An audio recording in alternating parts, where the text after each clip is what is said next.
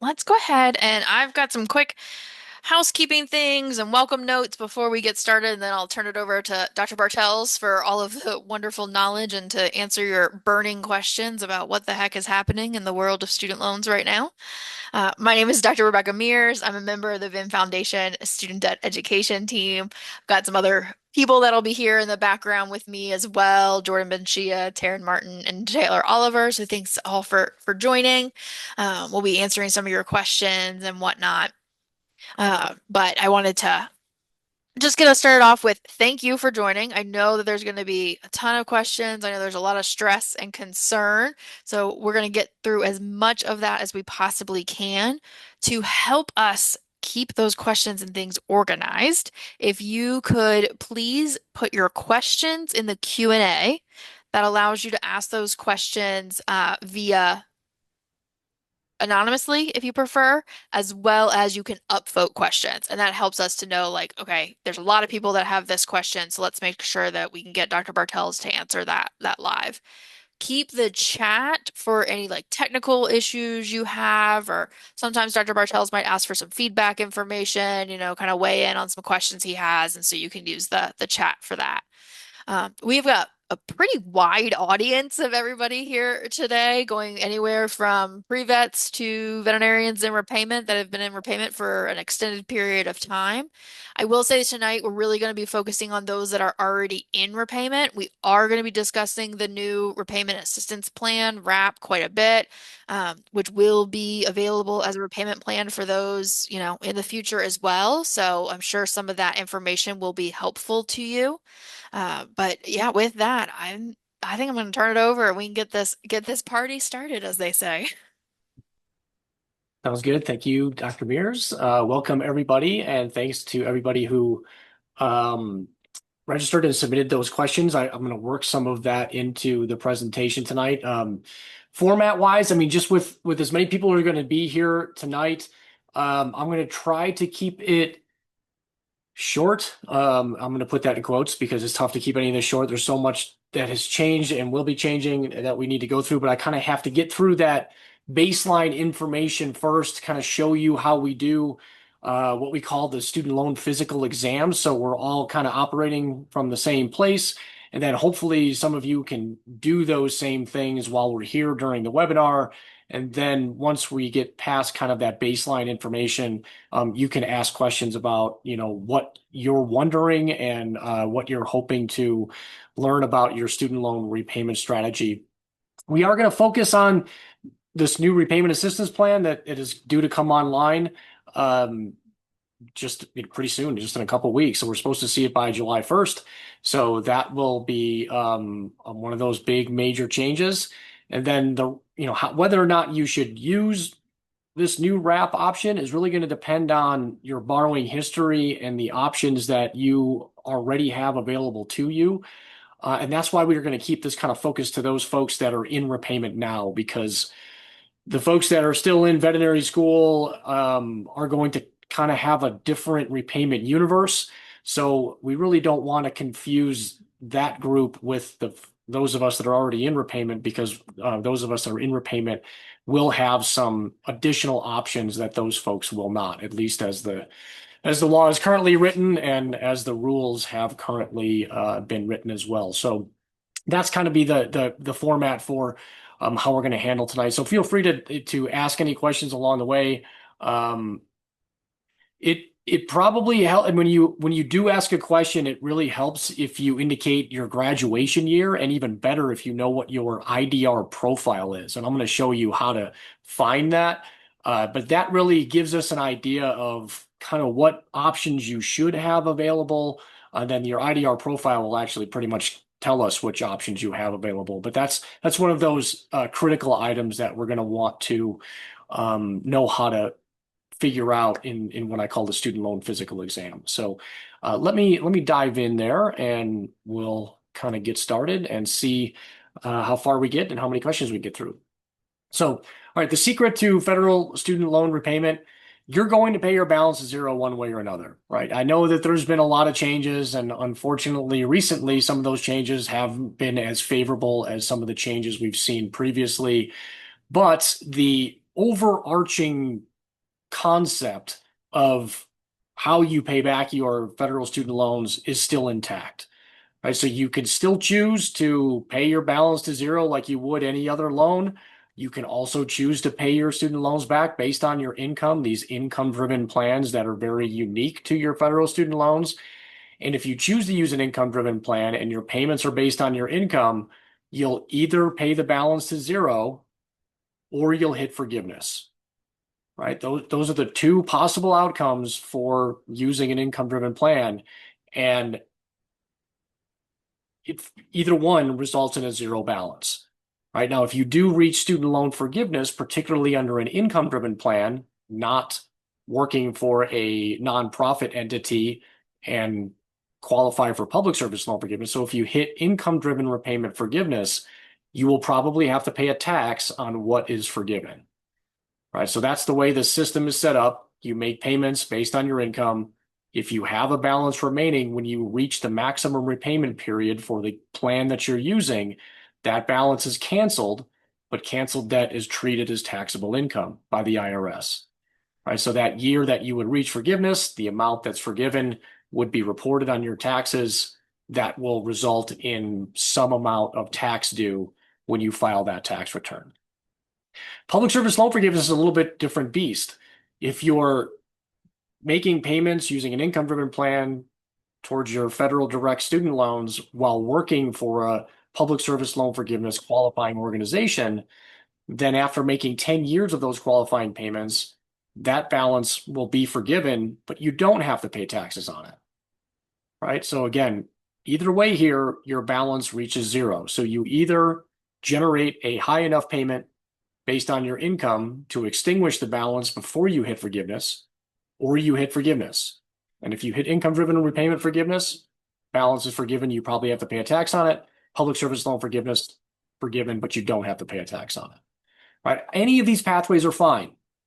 Right? So you can choose the one that's going to work best for you. Right? And even though we've seen a lot of changes, there's a lot of uncertainty around our student loans right now, they're still the most flexible, but really, really freaking annoying debt that you're ever going to have. Right, so our job here or our goal tonight is to try to reduce the really annoying parts and help you maximize or realize the flexible parts of your student loans. So know your options. That's what we're going to be kind of laying out here tonight. And roll with the changes. Anybody know? Anybody want to type in the chat? Roll with the changes. I'm testing your classic rock knowledge here today, and I want to see who's older than I am here. So anybody know who the band is that sings "Roll with the Changes"?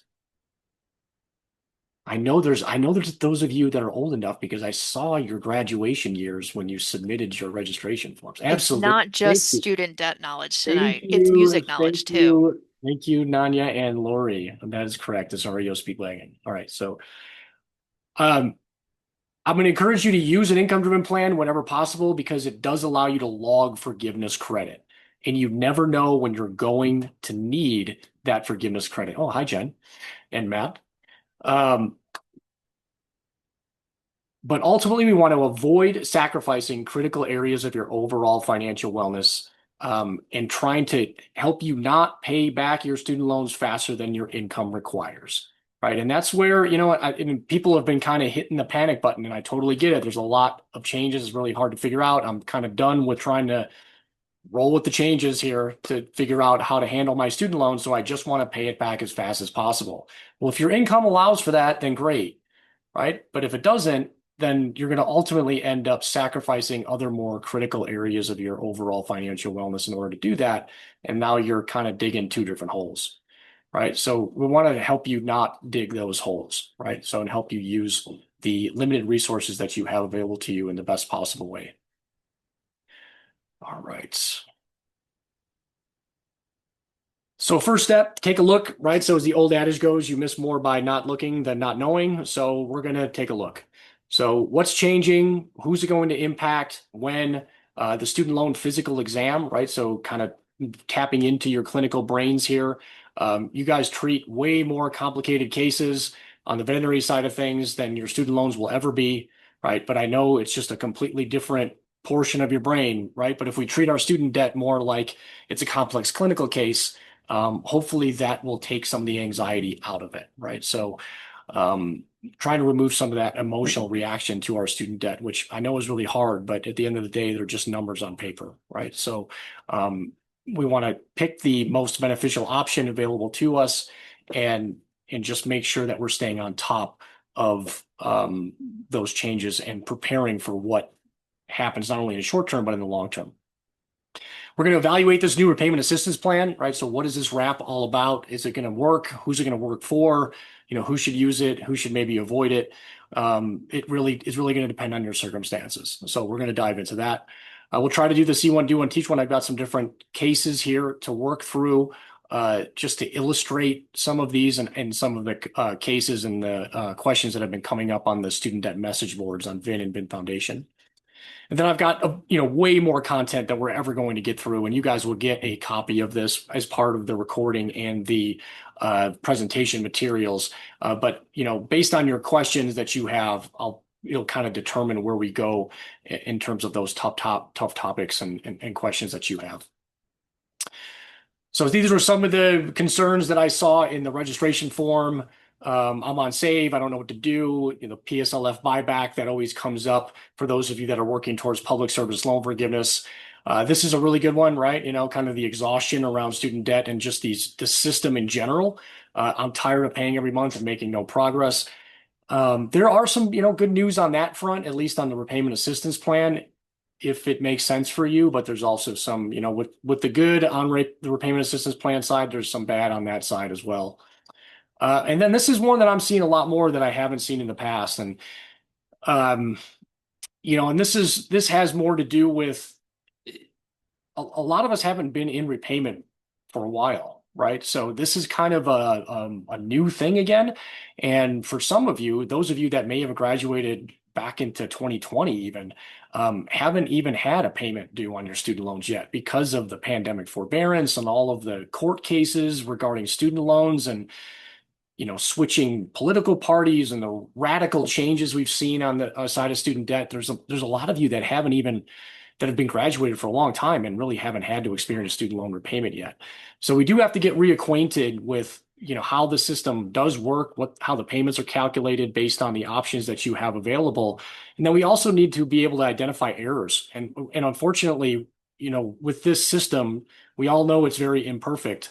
There's a lot of errors too, right? So trying to turn this system back on, calculating the payments with all the changes, the loan servicers are always terrible and have been horrendous at administrating this.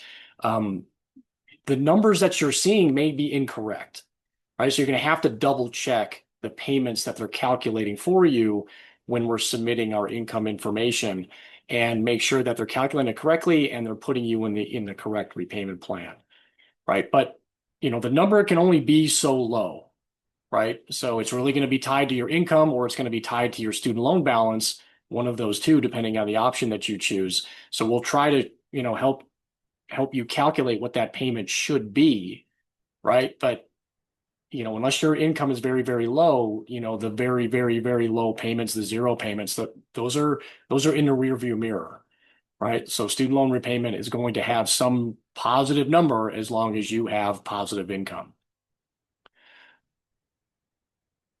Discontinuation of pay as you earn. This is a big one, right? So pay as you earn it's still around, but it's going away, right? So it's got a 2-year shelf life based on the recent legislation that was passed. And those of you that are in what I call IDR Profile 2 are going to be the ones that get screwed the worst by these changes. And we'll talk about what that looks like. You'll still be able to use pay for the next couple of years, but those of you that are in IDR Profile 2, you're losing access to that 20-year forgiveness pathway that you had via pay as you earn. And that to me is the most egregious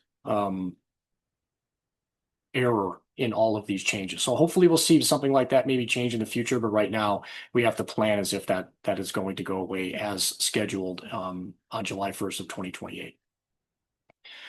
All right, so just as a refresher for those of you that, or maybe those of you that have never been to one of these sessions, why do I do this? Because I've got a boatload of student debt. I'm married to a veterinarian. She has even more student debt than I have. Combined, we have more than $400,000 of student debt, and that number is growing since the SAVE interest benefit has ended. So nearly about 2 years now that we've been in the save forbearance with interest now accruing on our student loans. So we could choose to, use a traditional time-driven option if we wanted to try to pay the balance back. In 10 years, it would cost us $4,500 a month. Income-based repayment around $1,400 per month. We were using a plan called Revised Pay as You Earn. Many of you are probably familiar with that. That was the precursor to Save, and that also was our first introduction to having some of our unpaid interest covered for us. And then we had the pandemic, right? And that was really where the wheels came off for the federal student loan system. I think we probably got a little bit aggressive in tinkering with the federal student loan system during that pandemic period. And we're still kind of seeing the effects of that, right? Ever since we've turned off the federal student loan system, it's become very difficult to turn it back on. So we are still seeing some of those effects. The COVID pandemic forbearances have ended, but coming out of that, that's where there was a lot of changes. So Repay became Save, Saving on a Valuable Education. We went from a 50% unpaid interest subsidy to 100% unpaid interest subsidy, but that's also what attracted a lot of attention. And there was a bunch of lawsuits, and the federal court said, hey, wait, you can't do this. And then Save was blocked. Everybody that was in Save was put into a forbearance. And now there was a settlement that was reached not too long ago that officially killed Save, right? So we are in the process now of moving everybody out of Save and the associated forbearance. Right now, after you receive official notification from your loan servicer, you will have 90 days to choose another option, or they will put you in some other repayment plan. Right now, to my knowledge, those notices haven't gone out yet. Depending on which post you believe, they're going to start sending those out on July 1st. So theoretically, anybody that's in a safe forbearance would have to choose a new option by the end of September of this summer. So by the end of September, we should see everybody moved out of the save forbearance, and that will kind of formally close the book on kind of the pandemic, the forbearance, and everything that kind of happened since then. Right now, we're kind of waiting. I'm still evaluating. I haven't chosen another repayment option for us. We're either heading to the new repayment assistance plan, or we're going back to the plan we started in, which was income-based repayment, the original version. So there's two versions of IBR. There's an IBR 2009, there's an IBR 2014, which some of the more recent graduates will be eligible for. Those of you that are eligible for IBR 2014, you're in a really, really strong position. So that's going to be one of those other things that we're going to help you understand. That's what I call IDR Profile 1. If you're eligible for IBR 2014, that's the best position to be in. Anybody that's in IDR Profile 2, 3 will be eligible for the older version of IBR. So we are planning as if we're going to hit forgiveness. So we're more than halfway, or at least my wife is more than halfway through forgiveness. Maybe 7 years until she reaches forgiveness. I've got about 13 years to go based on my forgiveness count. So chances are we're going to hit forgiveness, especially if we use IBR, right? So income-based repayment has a cap on the payments. Even if our income hit $1 million a year, our payment would be capped at the standard 10-year plan, which means we would likely not pay the balance in full. So we would still hit forgiveness because the maximum payment we can make is equal to the standard 10-year plan payment. So we were, right now we're not making payments towards our student loans, but when we do restart payments, we are going to pay the minimum that our plan requires and then contribute all the while we've been contributing an amount that we think we will need to cover the projected tax on forgiveness. And what you're seeing on the screen there is a snapshot from our forgiveness fund, right? So this is using a platform called Wealthfront. It falls into a category of robo-advisors. So kind of an algorithmic-based investing platform where you tell it, hey, my risk tolerance is somewhere on a scale between 1 and 10, 1 being I can't stand to lose any of my money, just put it in a savings account. 10 being, hey, let's roll the dice, see what happens if we put everything into the stock market. right? And anywhere in between there, right? So ours is allocated probably somewhere around, I don't know, 7 to 9 at this point. The dotted line indicates how much we've contributed. The solid line is the value of the underlying assets there. The bigger we can get this gap, the less of our own money, right? So kind of the growth in that asset will help to pay for that tax when we hit the forgiveness. Right. So this is kind of what um, paying based on your income looks like, particularly if you're projected to hit forgiveness. And when you're projected to hit forgiveness, you want to pay the minimum and plan for the tax rather than pay extra, right? Because if you still end up hitting forgiveness, you're just going to end up paying more. So, which leads me to my first question, and you guys can put some thoughts or answers in the chat. So, why not just cash out this forgiveness fund and make a large payment to our student loans? So, let's just keep the math easy. Let's say we've got $400,000 of student debt. Let's say the value of this is $100,000. Why not just cash it out, reduce our balance from 400 to 300, and say, hey, great, we reduced our student loans.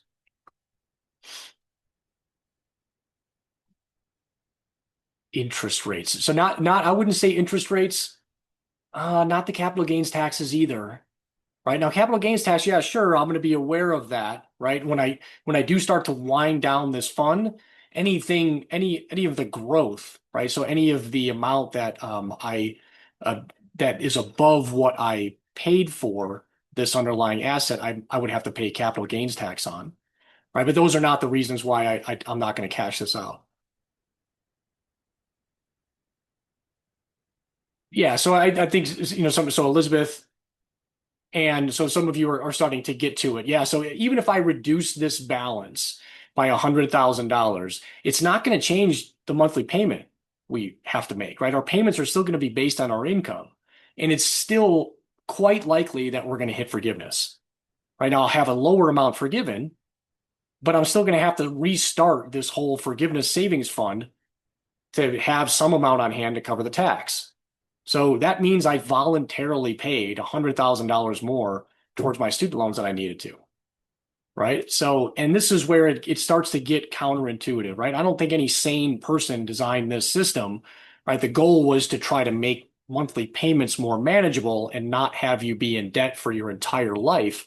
So they tried to create an endpoint, right? So they said, we're going to let you pay for some amount of years, depending on the plan that you're eligible for. And if you still have a balance remaining at that time frame, we're going to say it's over, right? But canceled debt, whether it's student debt or credit card debt or mortgage debt, is treated as taxable income by the IRS, right? So that's what's generating the tax, right? In the exception being public service loan forgiveness, there's a special exception in that law that if you meet the requirements for public service loan forgiveness, you are exempt from having to pay that tax, right? So that's in general how income-driven repayment works, right? It's very strange. It's unlike any other debt you're ever going to have, right? Which is where we run into a lot of problems, right? Because we see people that, they'll pay their minimum and then every once in a while they get a production bonus and then they throw a bunch of money at their student loans and then they get frustrated because it really didn't reduce the balance or it didn't change their monthly payment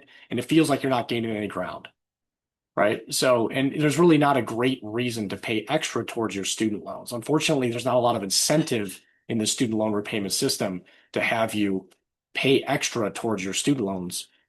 Other than recently, maybe because there's so many changes happening, you just get frustrated with it and you want it just to be over, right? But that's not a great reason to pay more than your income requires you to pay.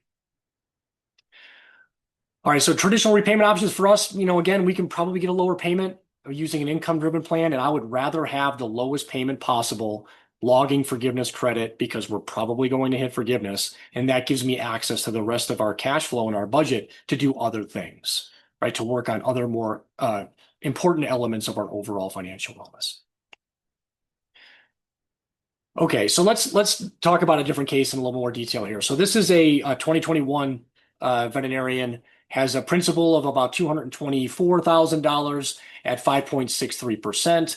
unpaid interest balance, which is something that we see quite frequently with federal student loans. We'll talk about that more. 30,000, 31,000, roughly a total balance of about 254,000.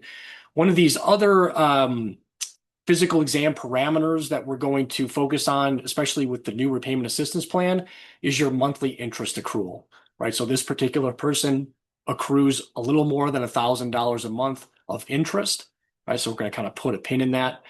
They are in IDR Profile 1, which means they are eligible to use the income contingent repayment plan, which is the original, the OG, pay as you earn, which is the one that's going away in 2028, has access to this IBR 2014, which I said is a great position to be in, and then will also be able to use the repayment assistance plan once it becomes available. So currently using pay as you earn, they have a minimum payment of $0 per month, right? So this is a person that hasn't had to make a payment on their loans and they graduated 5 years ago, right? Just based on the pandemic forbearance and then how their income was fleshed out and what their payment was set to the last time they had to provide income information.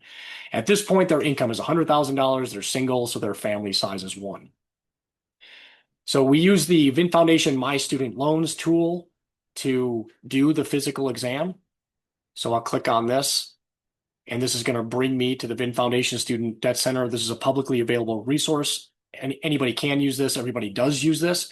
We do require you to log in, right? So if you don't have an active VIN username and password, you can create one for free through VIN Foundation, and that will allow you to log in. You can see here it knows that I'm logged in. It also sees that I can get to the student debt message boards that I've been participating in those discussions and all of the student aid data files that I've uploaded here, right? So what you're going to do after you log in is upload your federal student aid data files. So I'll go through that in just a little bit, but presuming you have already done that, or maybe you have interacted with us, I'm just going to kind of use this to illustrate how we do this, and I'll kind of come back to how you find that student aid data file. But once you've got that student aid data file from studentaid.gov, those of you that have graduated from veterinary school are going to use this option here. I have graduated from veterinary school, upload my file, and I'm going to go to my demo folder here. And this is this person. So this is going to be that student, it's the start to that student loan physical exam, right? So it's going to take all of that gobbledygook text file information that is your higher education borrowing history. It's going to differentiate between the principal, the unpaid interest, give us a total, your weighted average interest rate, because many of you have more than one loan. Now, this person consolidated their loans after they graduated, which at the time was an excellent move. Right now, we don't want you to consolidate. We'll talk about that a little bit more later. So they only have one loan remaining, 5.63%. This little green checkbox means that they're enrolled in the auto pay feature. Even though their monthly payment is 0, they don't have a payment due, you can still enroll in the auto pay feature and they'll knock down your interest rate by 0.25%. So this is all great, right? I see a monthly payment of 0. That's wonderful.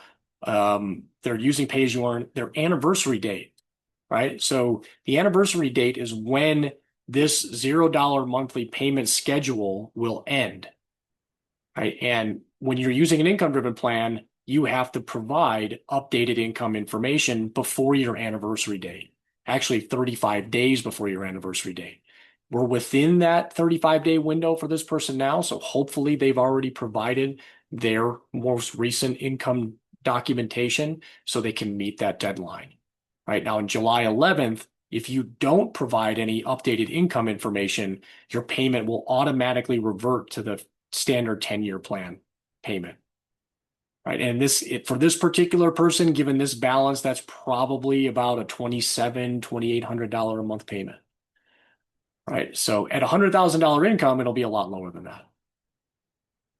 So we're going to send, or actually, I'll show you. So here's the IDR eligibility tab, right? So this will be what shows you which income-driven options you're able to use, right? And we assign you an IDR profile. This is a VIN Foundation label, right? So the Department of Education doesn't give you an IDR profile, but we created it because the Department of Education is very, very difficult to know which options you're able to use and particularly differentiate between the different IBR options that you're able to use, right? They don't designate them separately, right? They just say IBR. So it's really hard to know, well, did they put me in the old IBR? Did they put me in the new IBR? Which one should I be in? So that's why we created the profiles, because it's for years the most common question is, which income driven plan can I use, and how do I know if what the Department of Education is telling me is actually correct?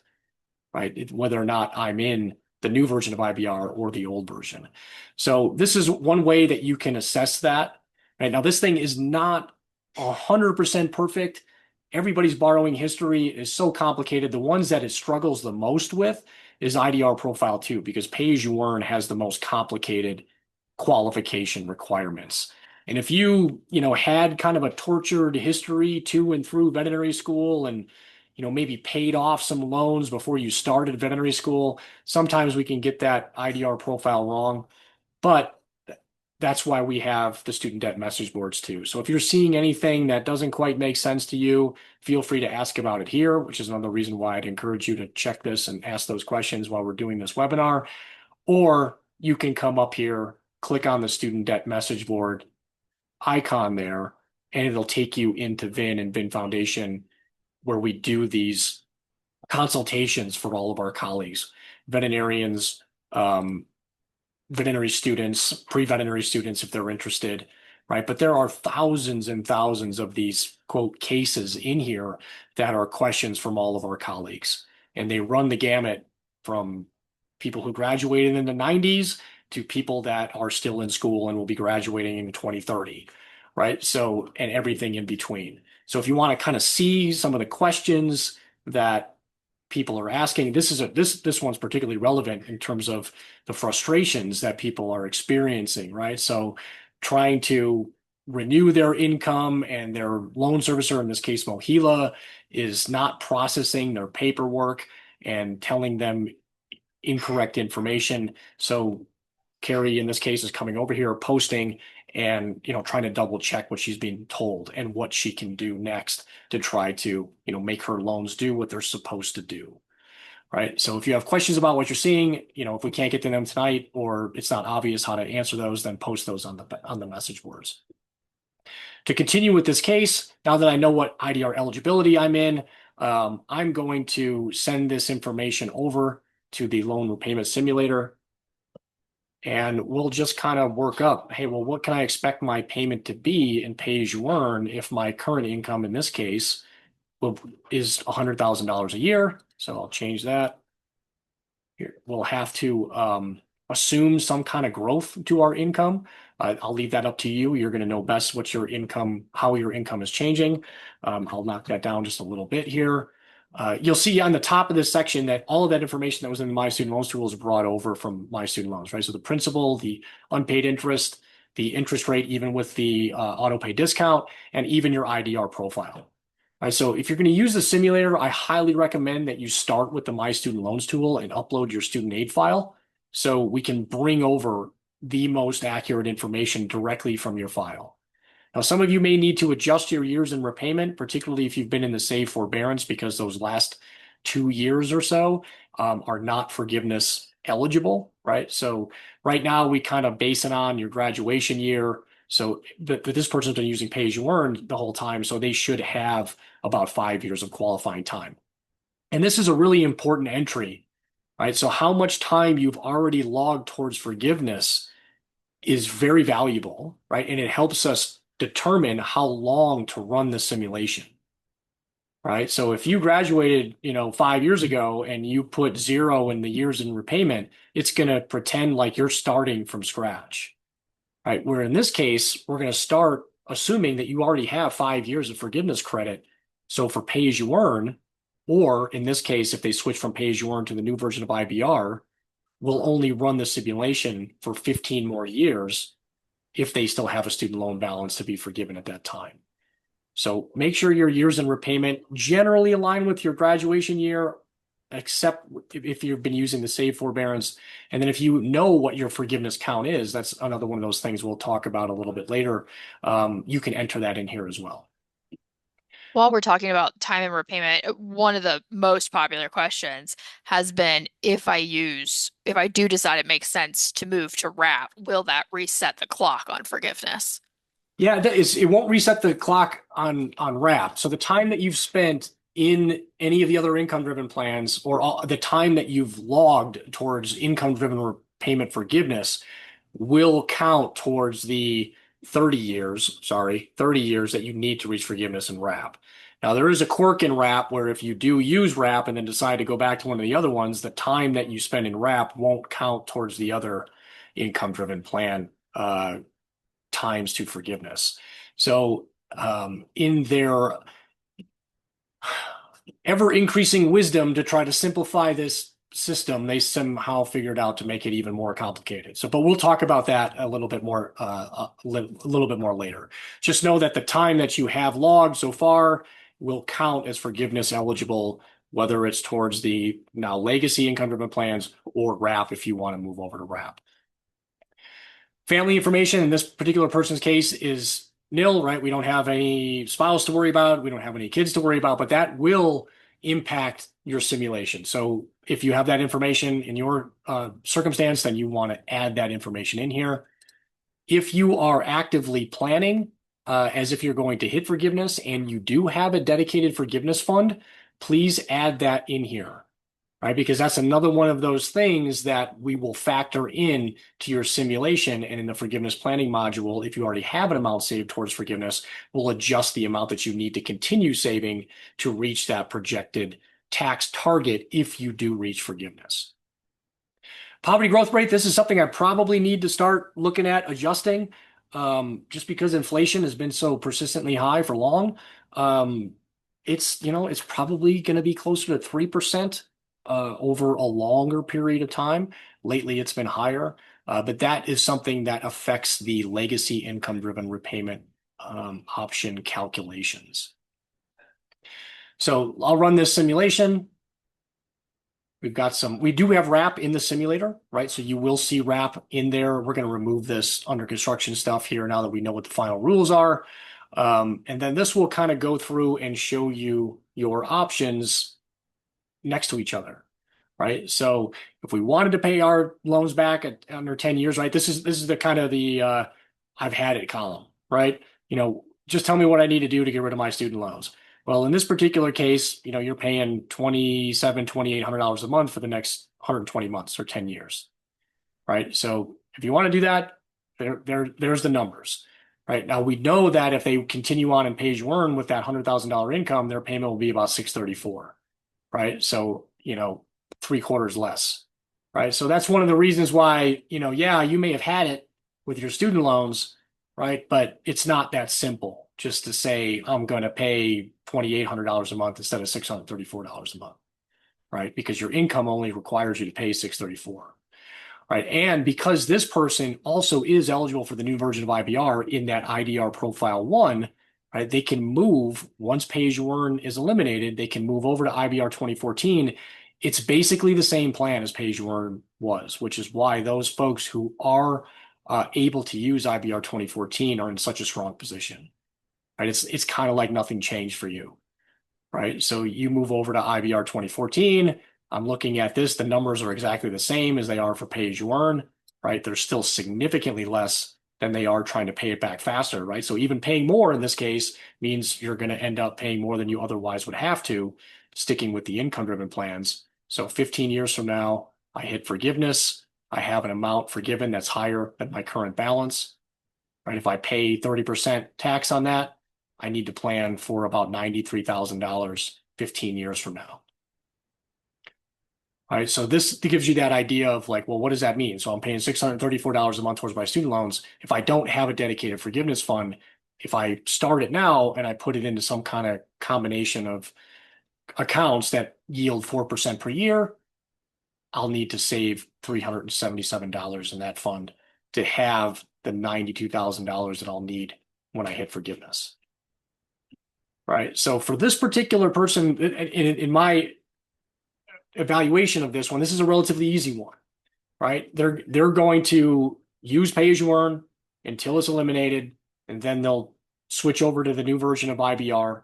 and then start this forgiveness planning fund sooner rather than later, right? So the sooner you start it, the longer you have for those funds to grow, right? The easier it is to adjust, the easier it is to use time as your friend to hit that forgiveness tax target, right? So that's that initial case. And in reality, they end up paying, and they have an effective interest rate that's actually negative, right? They end up paying, if this simulation plays out the way that we've, entered it in here, right? They end up paying less in total than they have right now on their books for their student loans.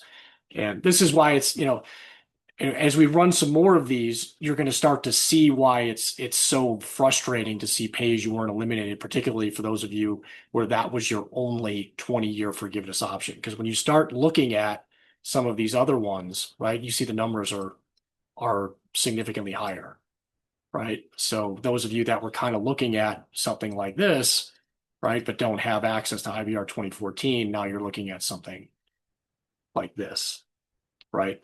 So that's what we're trying to work through, right? What options am I able to use? What are my circumstances? How does it look not only in the short term, but in the long term, based on the new rules and regulations we have for student loan repayment?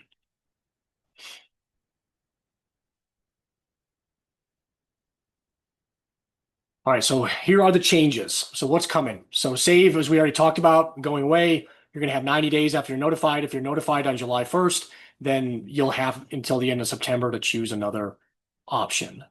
ICR and pay as you earn are set to be eliminated for everybody, right? There is no grandfathering for any one of those plans. Even if you were using it all the way up until July 1st of 2028, you're going to have to choose another option. If you're trying to find a new home coming out of the save forbearance, if you're eligible to use pay as you earn, that's a great bridge to have a low payment and still earn forgiveness credit. If you're an IDR profile 2, you're going to probably have to find something after pay as you earn then, right? On July 1st of 2028, we've got some blog posts and resources here that talks about those sorts of things, right? But you don't have to leave save just yet. If you can get a very low payment on something like pay as you earn, and that's going to be the next best place for you, then I would say go ahead and do that. You don't have to wait until the end of the 90 days unless you have some other financial wellness items that you're working towards that you still want to take advantage of that non-payment that you have. Public service loan forgiveness is unchanged, right? So they didn't touch public service loan forgiveness in the law. And in fact, they said the new repayment assistance plan, those payments that you make, as long as you're continuing to work for an eligible organization, those RAP payments will also be public service loan forgiveness eligible. Now, there are some executive actions that they're trying to make public service loan forgiveness a little harder to attain for some folks working for some particular organizations. I don't see a lot of overlap there in veterinary medicine, but that also is going to be probably challenged in the courts a lot. So that's some things that I think people see and assume that was a law that was changed, but it was not. So public service loan forgiveness is still pretty sturdy, not going anywhere. And payments even under the new RAP plan will allow you to make public service loan forgiveness eligible payments. IBR survives. It was amended. So the 20-year forgiveness for IBR 2014 still there. 25-year forgiveness for IBR 2009 still there. They did put a eligibility cap for those on IBR 2014. So as long as you don't receive or anybody that otherwise would have been eligible for IBR 2014, as long as they don't receive a new direct loan on or after July 1st of 2026, they will still maintain access to IBR 2014.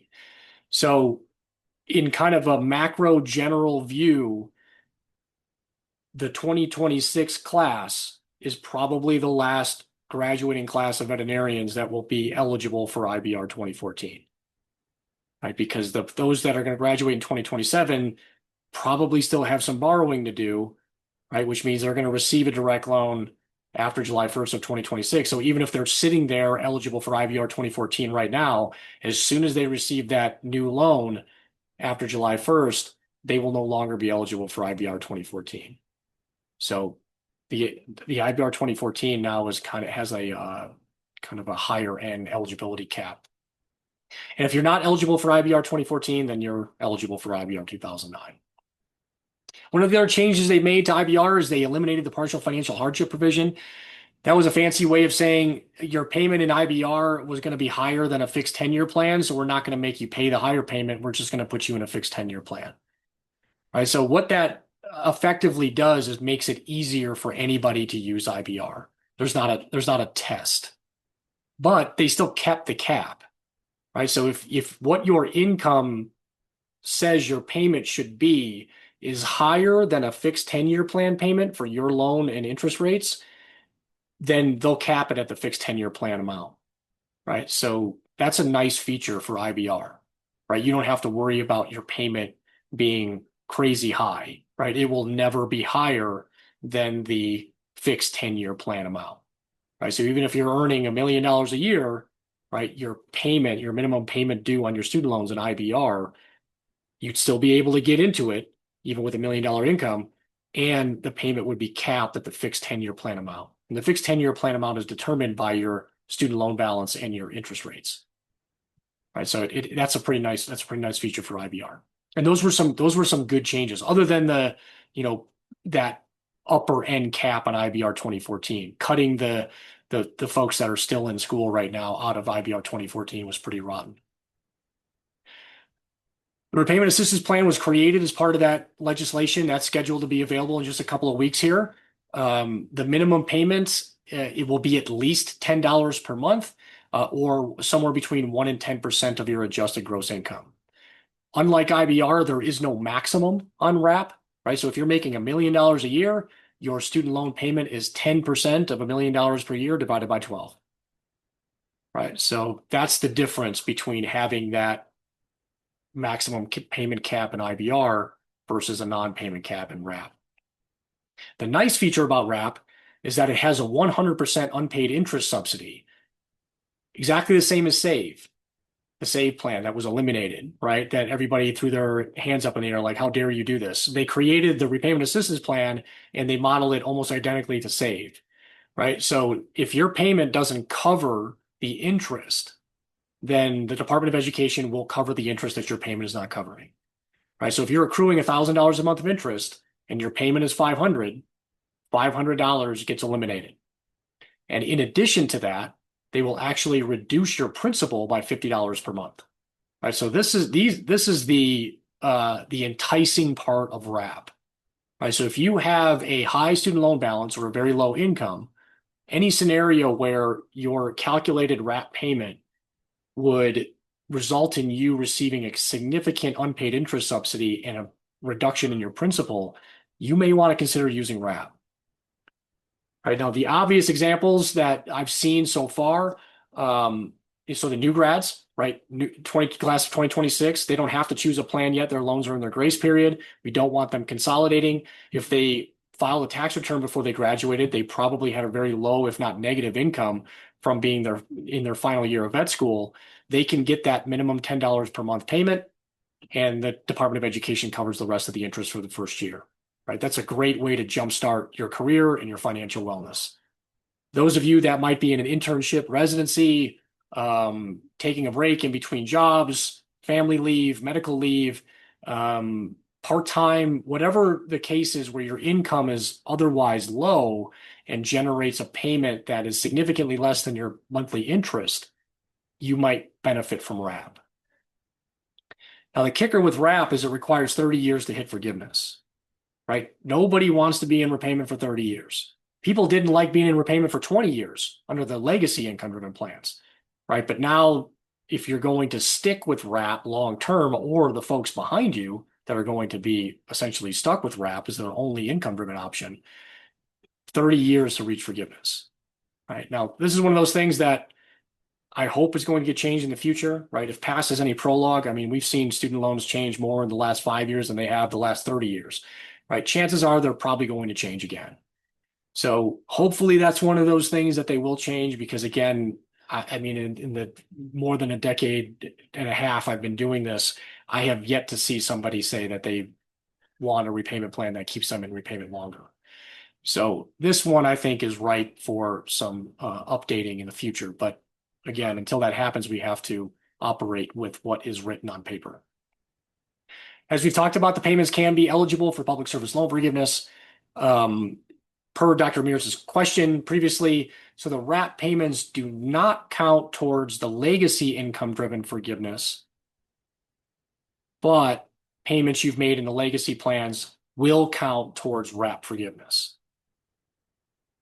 Right. So what does that mean? We haven't, nobody's been able to use RAP yet, right? So we haven't seen this happen. But if you've been using pay as you earn for 5 years and you want to use RAP for the next 5 years, and then you go to IBR to finish off your payments, the 5 years that you spent in RAP will not count towards the time you need to reach forgiveness in IBR, is what that essentially means.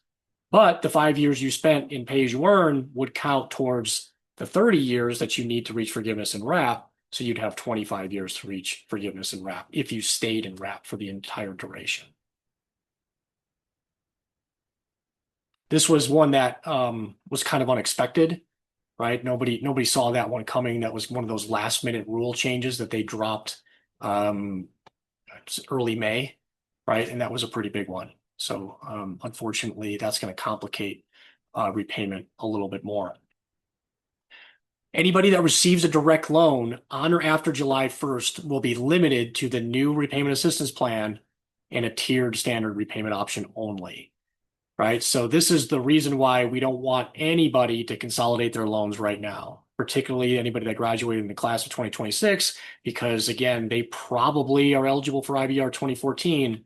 If they were to consolidate their loans, most likely they're not going to receive that loan before July 1st, right? So that means that a consolidation loan will put you into this category, meaning you would be limited to using RAP only or a tiered standard option, right? A tiered standard means anywhere between 10 and 25-year repayment time frame based on your student loan balance. Any questions on the changes?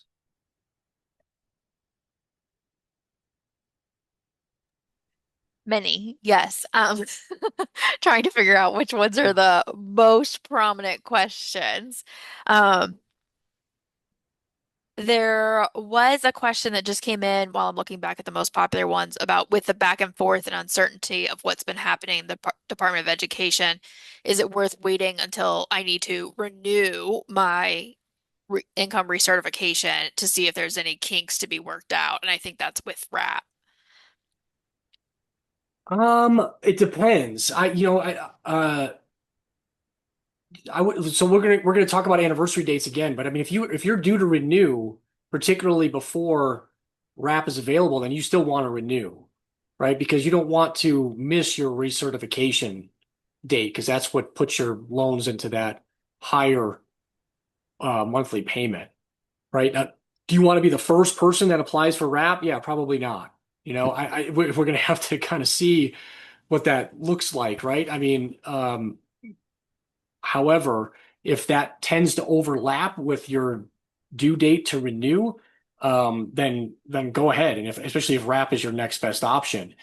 But if you're not due to renew, or even if you're in the safe forbearance, right? Anybody in the safe forbearance, your anniversary date is meaningless, right? You can choose to renew or choose a different option anywhere between now and that whatever that 90-day period is, whenever that starts for you, right? So you can wait, right? You don't have to be the first person to apply for RAP, but um, you're going to have to choose a new option before that safe forbearance expires too, right? So it really depends on your current repayment plan and what your anniversary date is if you're in something other than the safe forbearance. I did I did see a question in the chat here too from Stephanie. If we've been using the safe forbearance and still paying, does it not count towards the total year's time for forgiveness? Yeah, unfortunately, that is the case. It's they your loans have to be in an income driven plan with a minimum payment due and you making that minimum payment due on time each month to get forgiveness credit. Making payments during a forbearance is not forgiveness eligible. Right? It's one of the reasons why we don't recommend people don't pay more than you have to towards your student loans if you're planning to reach forgiveness, right? And the same thing applies to, I mean, it comes up with new grads all the time, right? Well, I've got this grace period, I'm accruing interest. What if I make payments during the grace period? It's like, it's not going to count, right? And you probably have better things you can do with that money, right? So unfortunately, you're not going to get any credit for that, even if you made payments during the save forbearance, right? If you want to get credit, you need to get your loans into an eligible or active income-driven plan, the best one that you're able to use, or wait for the repayment assistance plan if that's going to be your next best option. Right. But unfortunately, those payments made during a forbearance are not going to count towards forgiveness. Related to the changes, one of the questions gaining a little traction here is any class action lawsuits you're aware of about pay ending? We've had so many options when we took out the loans, and now that those rules have changed, it seems unethical. Yeah, no, I don't disagree. Will we see that? It kind of remains to be seen. I mean, that may ramp up more as pay as you earn.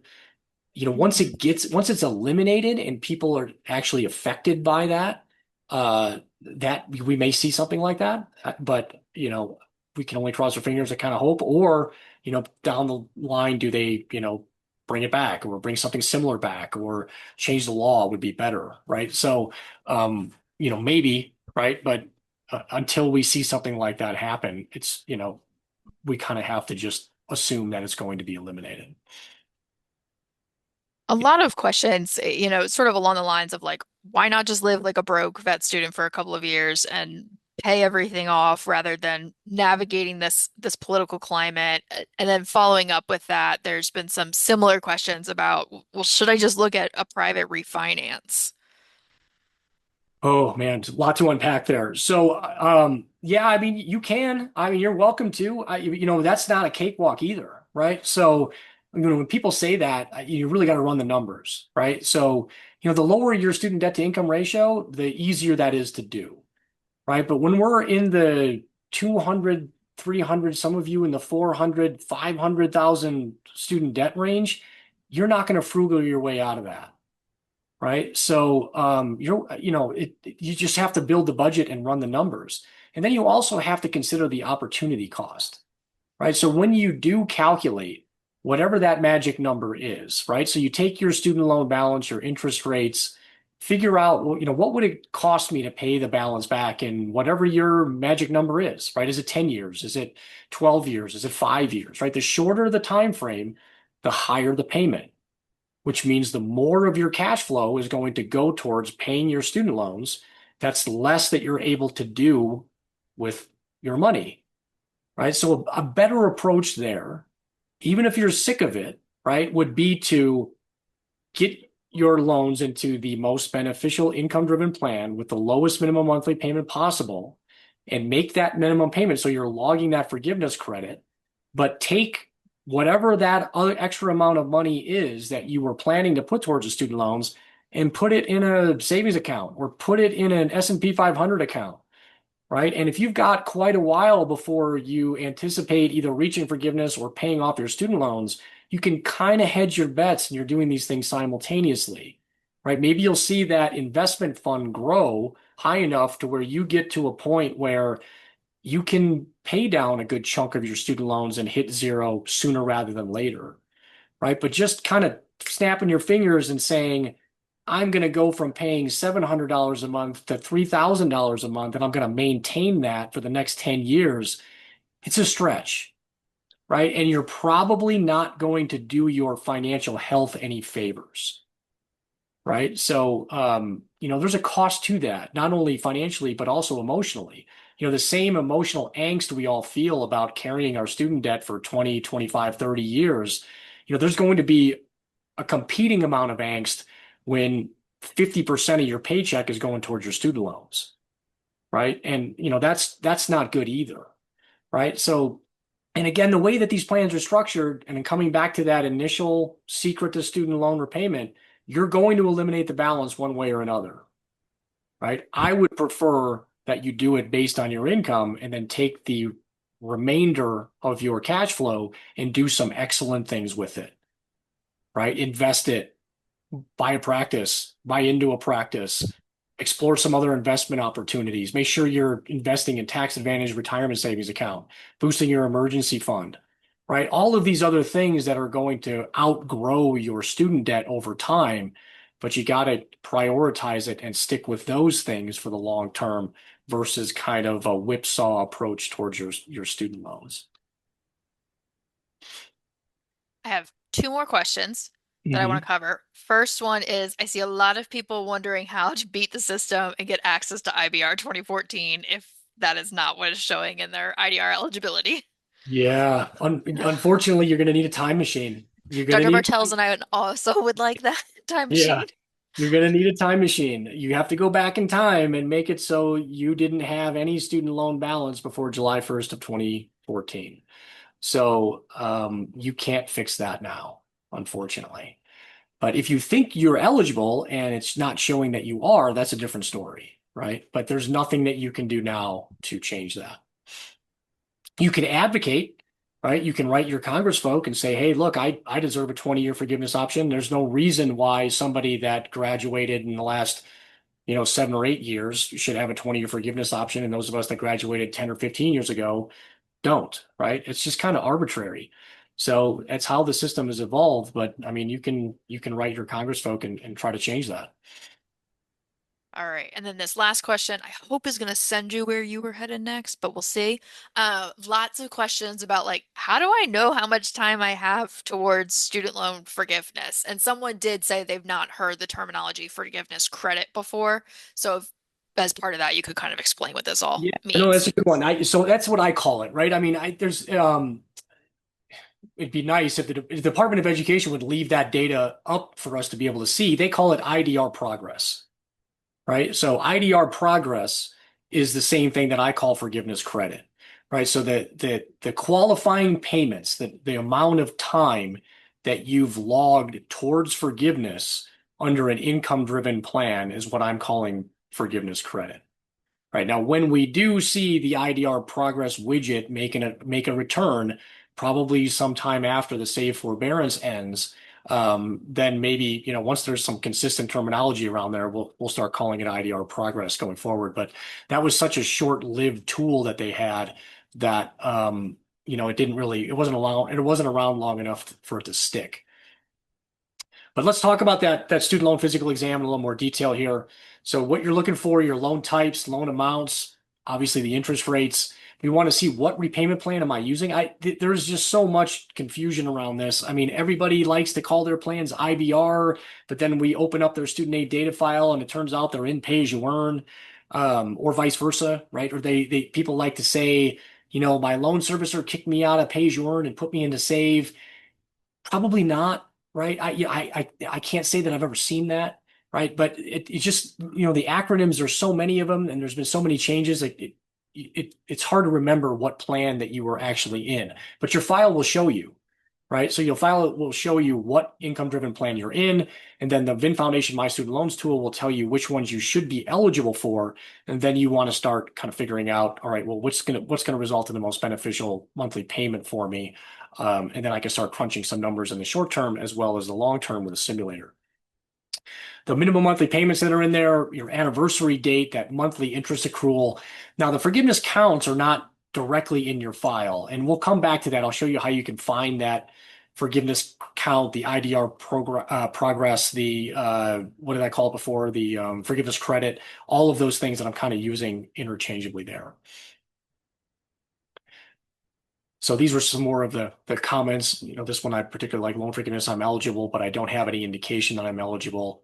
I've made more than enough payments, right? That's where we can help you, right? So for sure, this IDR payment count, that's going to be really important because the more forgiveness progress you have, the more likely it is you're going to reach forgiveness. And we've seen people recently as this week, people have been posting on the board saying that they received a letter that their loans are being forgiven, right? So they are still counting forgiveness progress, right, and they're still using the forgiveness threshold, you do have to be in an eligible income-driven plan to be able to have your loans considered to be forgiven if you think you have made the required amount of payments, right? So with the save forbearance, that doesn't count, right? You have to get the loans out of the save forbearance into an eligible income-driven plan if you want that letter that says you have made the 25 years of payments to be eligible for forgiveness, right? So it's about the details, right? The devil is always in the details here. So that's what the student loan physical exam is all about. So what are we going to find in there? We're going to find our loan types. We're really looking for direct loans. Those are the ones that are eligible for the most income-driven options. Depending on how long you've been exposed to this system here, you may see some various other loan types in there. The other most common one I see is health profession student loans. Right now, it's a beneficial loan. It's an unfortunate one to be holding if you're a 2026, 2025 grad that, because you're not going to be able to consolidate those. And if you do, then you're going to lose access to the legacy plans. So the benefit of some of these other loans in the past was that you could consolidate them into a direct consolidation loan and then make them eligible for forgiveness. Unfortunately, that's a little more precarious, particularly this year, that for that class of 2026. Particularly, and then 2025 grads. I've been seeing a lot of 2025 grads that are kind of poking their head up after they've done their internship, and they're like, "Oh, hey, I remember you came and talked to us and told us to consolidate our health profession student loans. Should I still do that?" And it's like, nope, not this year. You kind of missed your window, right? Because if you consolidate them now, you're going to end up kicking yourself out of the legacy income-driven plan eligibility, right? So knowing which loans that you have currently in your portfolio and then what you can or should do with them is really important right now. Private loans are anything that doesn't fall into this list, right? And private loans, unfortunately, are just less flexible. Uh, that's one of the reasons why you don't want to refinance too. I think I missed that part of Dr. Mears' question there. Private loans just do not have the flexibility that your federal student loans have. So as annoying as your federal student debt is, they are still the most flexible debt you will ever have. If you replace your federal student loans with a private loan, aka a refinance, you cannot go back. And if you do need those benefits, right, you can't get them, right? There is no forgiveness in the private loan universe, right? There's no income-driven repayment option in the private loan universe, right? And, once you kind of set down that pathway, you're kind of stuck, right? So if anything happens to your career or your income, you could find yourself in some pretty precarious circumstances. So you guys have the choice, right? Now, those folks that are kind of coming into vet school now, they're going to have to use some private loans to navigate paying for their veterinary education. I would never voluntarily trade my federal student loans for a private loan. Now, those folks that are coming in behind you now, they don't have a choice, right? They're going to have to, take private loans to pay for their veterinary education in a lot of cases, right? But I would never give up the flexibility and the benefits that come with my federal student loans to trade it for a private loan, no matter what the interest rate is. All right, so how do I find this student aid data file? I'm going to head over to studentaid.gov, right? So many of you already know this, but just in case you don't, studentaid.gov, this is kind of the gateway for all things federal student loans. I'm going to log in here. Right? And you guys will get to see my share of the student loan balance that I have. It's got this two-factor code. It's usually pretty fast. All right. One thing that they do well, two-factor security. Lots of scary language. All right. So when we get into the dashboard here, so we can see my balance is up to 183 total. My recertification, it says I'm still in save. It shows here's the recertification date, aka anniversary date, right? So in your student aid file, it's called the anniversary date. On your student aid dashboard, it's called your recertification date, and your loan servicer might even call it something different, right? So this is meaningless for anybody that's in save. Completely meaningless, right? Because save is technically a forbearance. There is no recertification date. There will be an end date once I am formally notified from my loan servicer, in this case, Nelnet, that I have 90 days to choose another option. I'm going to hit the View My Loans button here. And what I'm looking for to get that student aid data file is this download my aid data, right? So download my data. I'm going to keep it in this TXT file, right? I'm going to save it somewhere to my computer, right? And that's the file that I used to upload into the VIN Foundation Student Debt Center to get this report, right? So everybody do that if you haven't done it already. I've got another one here that I'll upload as an example. And this is a 2017 veterinarian. It's uploading that file and creating that report. And then if we find that you're in save, we'll give you this alert if you're close to your anniversary date. Now, again, that's a little conflicting. Save doesn't technically have an anniversary date. So that is not terribly relevant. So this is what it looks like if we're not enrolled in the auto pay, right? The last one had that little green check mark. This one has a little red warning icon, right? But mostly because it's in the save forbearance, you can't really be in auto pay while your loans are in forbearance, right? But we do see that the last repayment plan that they were in was save, right? Anniversary date in this case is meaningless. Their status is actually forbearance if you want to see what this looks like, right? The forbearance corresponds with when the federal court blocked save. So you'll see a June or July date, usually in most cases there. IDR eligibility, this particular person is in IDR profile 3. So this is the same IDR profile I'm in, right? So when I consider my next options, I'm either heading towards RAP, the old version of IBR. ICR, really not relevant except if you are very close to reaching 25 years in repayment and you have a relatively low balance remaining, right? So if your income is significantly higher than your student debt and you're got 24 years in repayment, ICR might be a good option for you. But for everybody else, it's probably not going to be very relevant. While So you're on this page, there have been a couple of questions about the 0% as well as the grayed out part of RAP. And if you could just explain what those two things mean again. right. So the 0% means that you're not eligible, right? So none of your balance in this case is eligible for pay as you earn. None of the balance, 0% of the balance is eligible for IBR 2014. The reason RAP is grayed out is because it's not technically available yet, right? We know it's coming, but it's not something that you can physically select. So as soon as we get word that it's available and the application has RAP listed on it and you can select it, we will take the grayed out part off of here.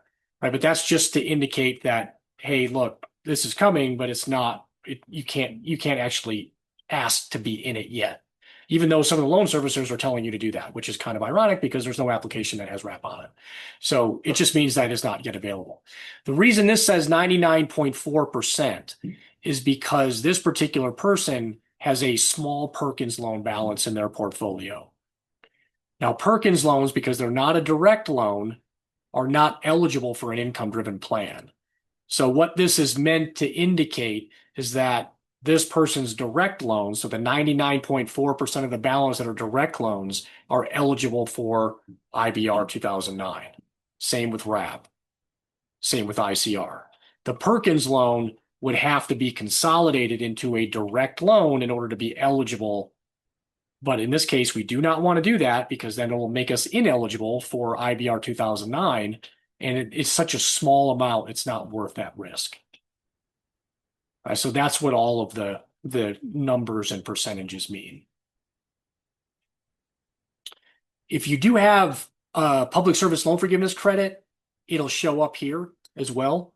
So, and then we also have a PSLF status here, and this kind of gives you a little bit of a matrix based on the loans that you have, which ones theoretically could be eligible for public service loan forgiveness.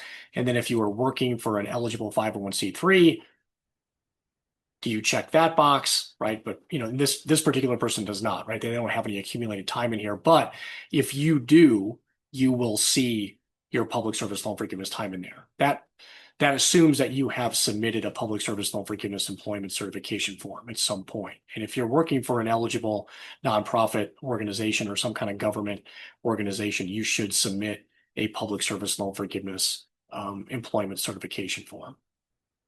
right? That'll help the Department of Education start to log that time, and then you'll see that data show up in your file. You'll also see it show up on your dashboard here, right? But I don't have any public service loan forgiveness time, so I don't have that, right? So we used to have, and this is where you'll go eventually to see your IDR progress widget. There used to be a little widget here that would say how much forgiveness progress you had.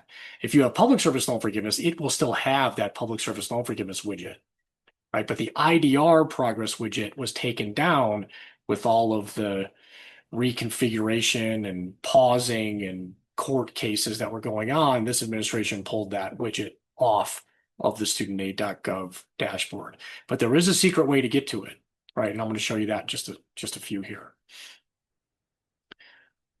All right, so this is what we went through. My student loans, what's your IDR profile, right? So click that IDR eligibility tab, see which IDR profile you're in, and if you have questions about what you're seeing, ask them here. I see a question here from Leslie. Is the 90-day notice arbitrary for when to change save? Kind of, right? The best information we have is that the loan servicers are supposed to send out that official notification on July 1st. There are roughly 7 or 8 million borrowers that are in the save forbearance. The loan servicers are terribly incompetent.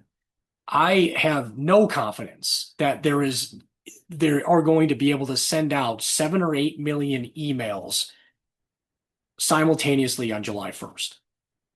Right? So when you receive your official notification is when your 90-day clock starts, right? But in general, July 1st is when they're supposed to start going out, right? And then if you do receive one on July 1st, then you'll have through September to choose that new option before you'll be put into another option, right? And that applies only to those folks that are in the safe forbearance. Along those lines, there was a recent question. I think I've seen a couple of other ones similar.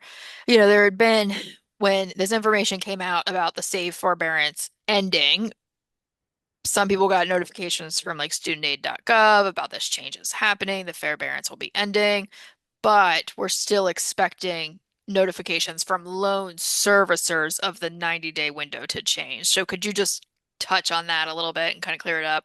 Yeah, it's been a little sneaky. So the Department of Education has sent out at least 2 notices about the save forbearance ending, and it's easy to mistake that as your official notice, but it's not, right? The official notice is the notice that you're going to receive from your loan servicer. So if your loan servicer is Mohila, then it has to come from Mohila. If my loan servicer is Nelnet, that notice has to come from Nelnet, right? But the Department of Education is also trying to send out notifications too, and you know, should be not surprising to anybody. They're muddying the waters a bit, right? They're trying to get people to move their loans out of the save forbearance. And that's fine. I get it, right? But it would be nice if WRAP was already available, and it's not, right? So you want to have, if WRAP is going to be your next best option, right? It doesn't make sense for you to leave the save forbearance right now, right? Because you can't select WRAP. Right now, if you can get into pay as you earn, right? Because you're in IDR profile 1 or IDR profile 2 and you can get a really low payment, right? Or one that works in your budget and you want to start earning forgiveness credit, then you can apply now. You don't have to wait for that notice, right? But, depending on the rest of your finances and what you're planning to do in terms of, progress towards forgiveness and the rest of your financial wellness and all of the other things going on in your life, you don't have to run out of the save forbearance just yet. Right. And I would, if you're not sure, take some time yet. You haven't received the notices. To my knowledge, nobody's received any of those notices yet. You still have some time to evaluate this. And it'd be better to have WRAP on the table as an option than to apply before WRAP is technically available.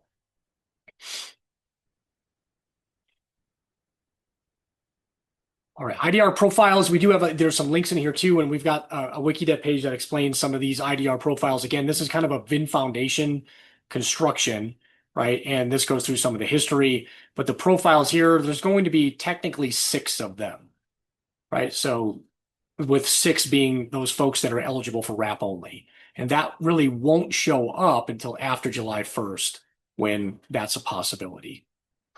right? So, but these are these are the IDR profiles as we've currently defined them. Right, let me, this one, skip past that, and we're going to now head over to the progress count information. So this is a snapshot of what the IDR progress, IDR end of payment term, IDR count, forgiveness credit, all of the terms that we haven't generally settled on yet, the time that you have logged towards forgiveness and the time you have remaining until you reach forgiveness. Right? This is what it looked like. Right? But they pulled this down. This is what the PSLF widget looks like. This is still up if you have public service loan forgiveness progress. Since they pulled this down, there is still a forgiveness payment count API, affectionately known as the backdoor API, that you can use to get your forgiveness progress. Let me see if I'm still logged in here. Okay, great. So the first thing you have to do is log in to studentaid.gov. So once you're logged in, once you're authenticated in studentaid.gov universe, you can use this link, and is it already in the chat? Not, I'll post it in there. I'm grabbing it now. Sorry. Oh, okay. Told him to log in first. So then you can post it in here, and this is the backdoor API. Right, so really ugly. And mine's actually not as ugly as a lot because I've consolidated my loans, so I only have 2 loan balances remaining. Each one of these repetitive gobbledygooks represents 1 loan, right? So if you've got 25 loans in here, this is going to be a long stream of gobbledygook, right? But we can help you make sense of this, right? And it's not crazy hard to read this, but in here it says what my qualifying payment count is, right? So for IVR, I've got 143 qualifying months of payments. I need 300, so I have 157 left. Right? So this is that number that you want to see. Now, if you've got a bunch of different loans, if you haven't consolidated your loans, you may even see a bunch of different payment counts.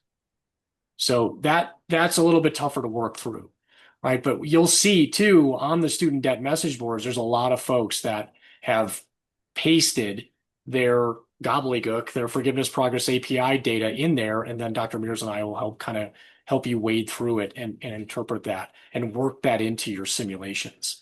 Right? Because that's ultimately what we're trying to do is get that number that we're going to enter into our years in repayment in the simulator.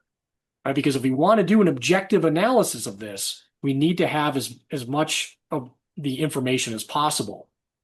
Right? And knowing how many years of forgiveness credit you have is extremely helpful.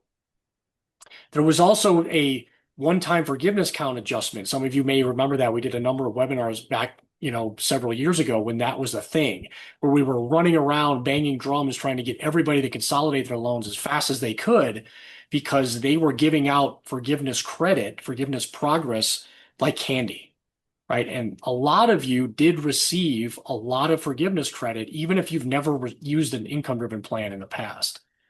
So you may be surprised to learn, particularly if you've got a pretty tortured student loan history, that you're pretty close to the 25 years that you need to reach forgiveness, right? So the only way to know is to check that forgiveness progress API, right? So that is one of the most important pieces of information because it gives us an idea how much longer, how far away am I from the forgiveness finish line?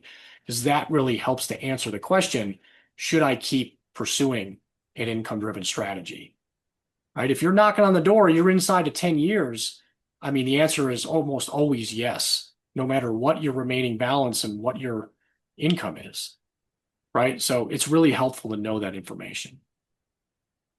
Yeah, if you get the unauthorized error, you have to log into studentaid.gov first. So you have to be logged in so you're in your dashboard. So here, look, it timed me out, right? So you first have to log in, and then once you log in, open up a new browser tab and put that forgiveness API URL in a new tab, and then that'll get you past that unauthorized error. Great. Excellent. I see a lot of you guys helping each other out. That's great. Cool. Any other questions on the forgiveness count? One note on the public service loan forgiveness. Generally speaking, the count that looks like this payment progress on your dashboard is usually more up to date than the public service loan forgiveness count that's in your file. And it's not unusual to see differences there. Eventually, hopefully, we'll see the progress data that's on your dashboard be the same as the data that's in your file. But just like there's been a lot of fits and starts when it comes to income-driven plans, getting your forgiveness, your public service loan forgiveness count right is also on a backlog. Speaking of backlogs, a lot of you mentioned the public service loan forgiveness buyback, right? And those of you that are trying to get the buyback, unfortunately, the last time there's a lawsuit that is around public service loan forgiveness, and every quarter the Department of Education has to publish data on how far behind they are in granting public service loan forgiveness buyback. The latest data that came out in the first quarter report, we probably should get another one here soon, is 3 years. They have a 3-year backlog of wading through public service loan forgiveness buyback requests. So those of you that think you would like to get the public service loan forgiveness buyback, probably not worth waiting for, right? So if you put your public service loan forgiveness buyback request in today, it might be 3 years before you get it granted. And the way the buyback works is that you have to have already reached the 120 qualifying payments that you needed with the buyback in order to even be eligible for it, right? And the most common scenario here for the buyback is for those folks that are in the save forbearance. And the save forbearance has only lasted for 2 years, right? So if you're looking at buying back 2 years and it's going to take you 3 years to get the credit, it's probably better to make the 2 years of payments to get to public service loan forgiveness faster. Right? I know that sucks, but the buyback is a real mess. Right? So, unless you've already submitted the application and you're kind of at that front of the line, maybe you probably want to continue making public service loan forgiveness eligible payments because you'll probably reach public service loan forgiveness before you're granted the buyback. And if you are granted the buyback, unless you were in a scenario where your payments were very, very, very low at that time, you're probably looking at a significant chunk of money to provide to the Department of Education at once for them to grant you the buyback. So it's not like they're doing a very good job of calculating the buyback payments based on your save monthly payment. They're calculating it based on what you would have had to pay in something like IBR. So the numbers can be pretty high. So you may even be better off making future payments rather than buying back the past payments. Yeah, because public service loan forgiveness buyback is different than public service loan forgiveness. So what the buyback was designed to do was to allow you to go back in time and give you public service loan forgiveness credit for periods where you otherwise didn't get the credit because of all of the interruptions to the student loan repayment system. Right. And again, it's a great idea in theory, right? But right now, the way it's being executed it's not working very well. Right. So if you're on a path to reach public service loan forgiveness and maybe you just started or you're 5 years in, then don't even worry about the buyback, right? That doesn't even apply to you. But if you're 12 years in to working for a nonprofit, and the only reason why you haven't gotten public service loan forgiveness is because the last 2 years your loans were in save, right? That's what the buyback is designed for, right? But again, they're on a 3-year backlog. So take that for what it's worth. There's no reason not to apply for the buyback, but just don't get your hopes up, right? You're going to have to do a lot of harassing to even, keep that moving forward. And I wouldn't, sometimes you'll have the option of putting your loans into a forbearance while they wait to process that buyback. I really wouldn't do that, right? I would rather just continue to earn the public service loan forgiveness credit because, again, I'm probably going to earn public service loan forgiveness before I get that buyback granted. All right. Which is, I don't think I have, sorry, I don't think I have the file for that one. So I'm going to skip that one for now. All right. What other questions do we have here? Especially since most of you hopefully have put your data into the My Student Loans tool and have seen your IDR profile. Do we see anything unexpected, weird, uh, repayment plans that you didn't think you were using or ones that you want to just ask questions about? Yeah, thanks. I appreciate that. I know it's late out east, but we're going to record this so you can jump on and pick up. But if anybody else has any questions here, feel free to put them in. Again, I've got a million slides here, but I don't necessarily want to just go through slides either. So if you guys have some questions that I can answer, I'm happy to do that. A couple questions that came in recently about should we or should we not allow the linking of studentaid.gov and the IRS data, and especially for those that, may be doing relief work as one example. No, that's a great question. So I would not. The auto recertification option, do not opt into that, right? And if you have the opportunity, opt out, right? Again, it's another feature that's a great idea in theory, but I have heard some just horrendous stories of that with that currently. So, I would rather have the control over that renewal. Now, it does put a lot more responsibility on you, right? You have to check your anniversary date. You have to make sure that you provide the income information before that 35-day window that they need that information before your anniversary date, right? But I don't think you want them automatically doing anything, right? So, until they can kind of prove that there's a good process in place and they're notifying you to say, hey, this is what we've got on file. Is your circumstance different? Would you like the opportunity to do something different or go ahead with the auto recertification? I haven't seen any evidence that that's the case yet, right? They're just cranking out numbers and they're not even telling people. And in a lot of cases, the numbers aren't even close to right. So I would not use that auto certification. And in fact, if you have opted into it in the past, I would choose to opt out of it because it's not ready. It's not ready for prime time yet.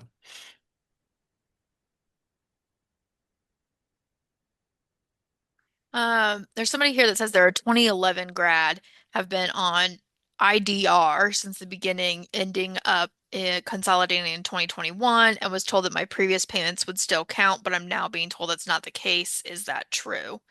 Yeah, that's So not, consolidated in yeah. 21. Yeah, so if you consolidate in 21, you should have been eligible for the count adjustment.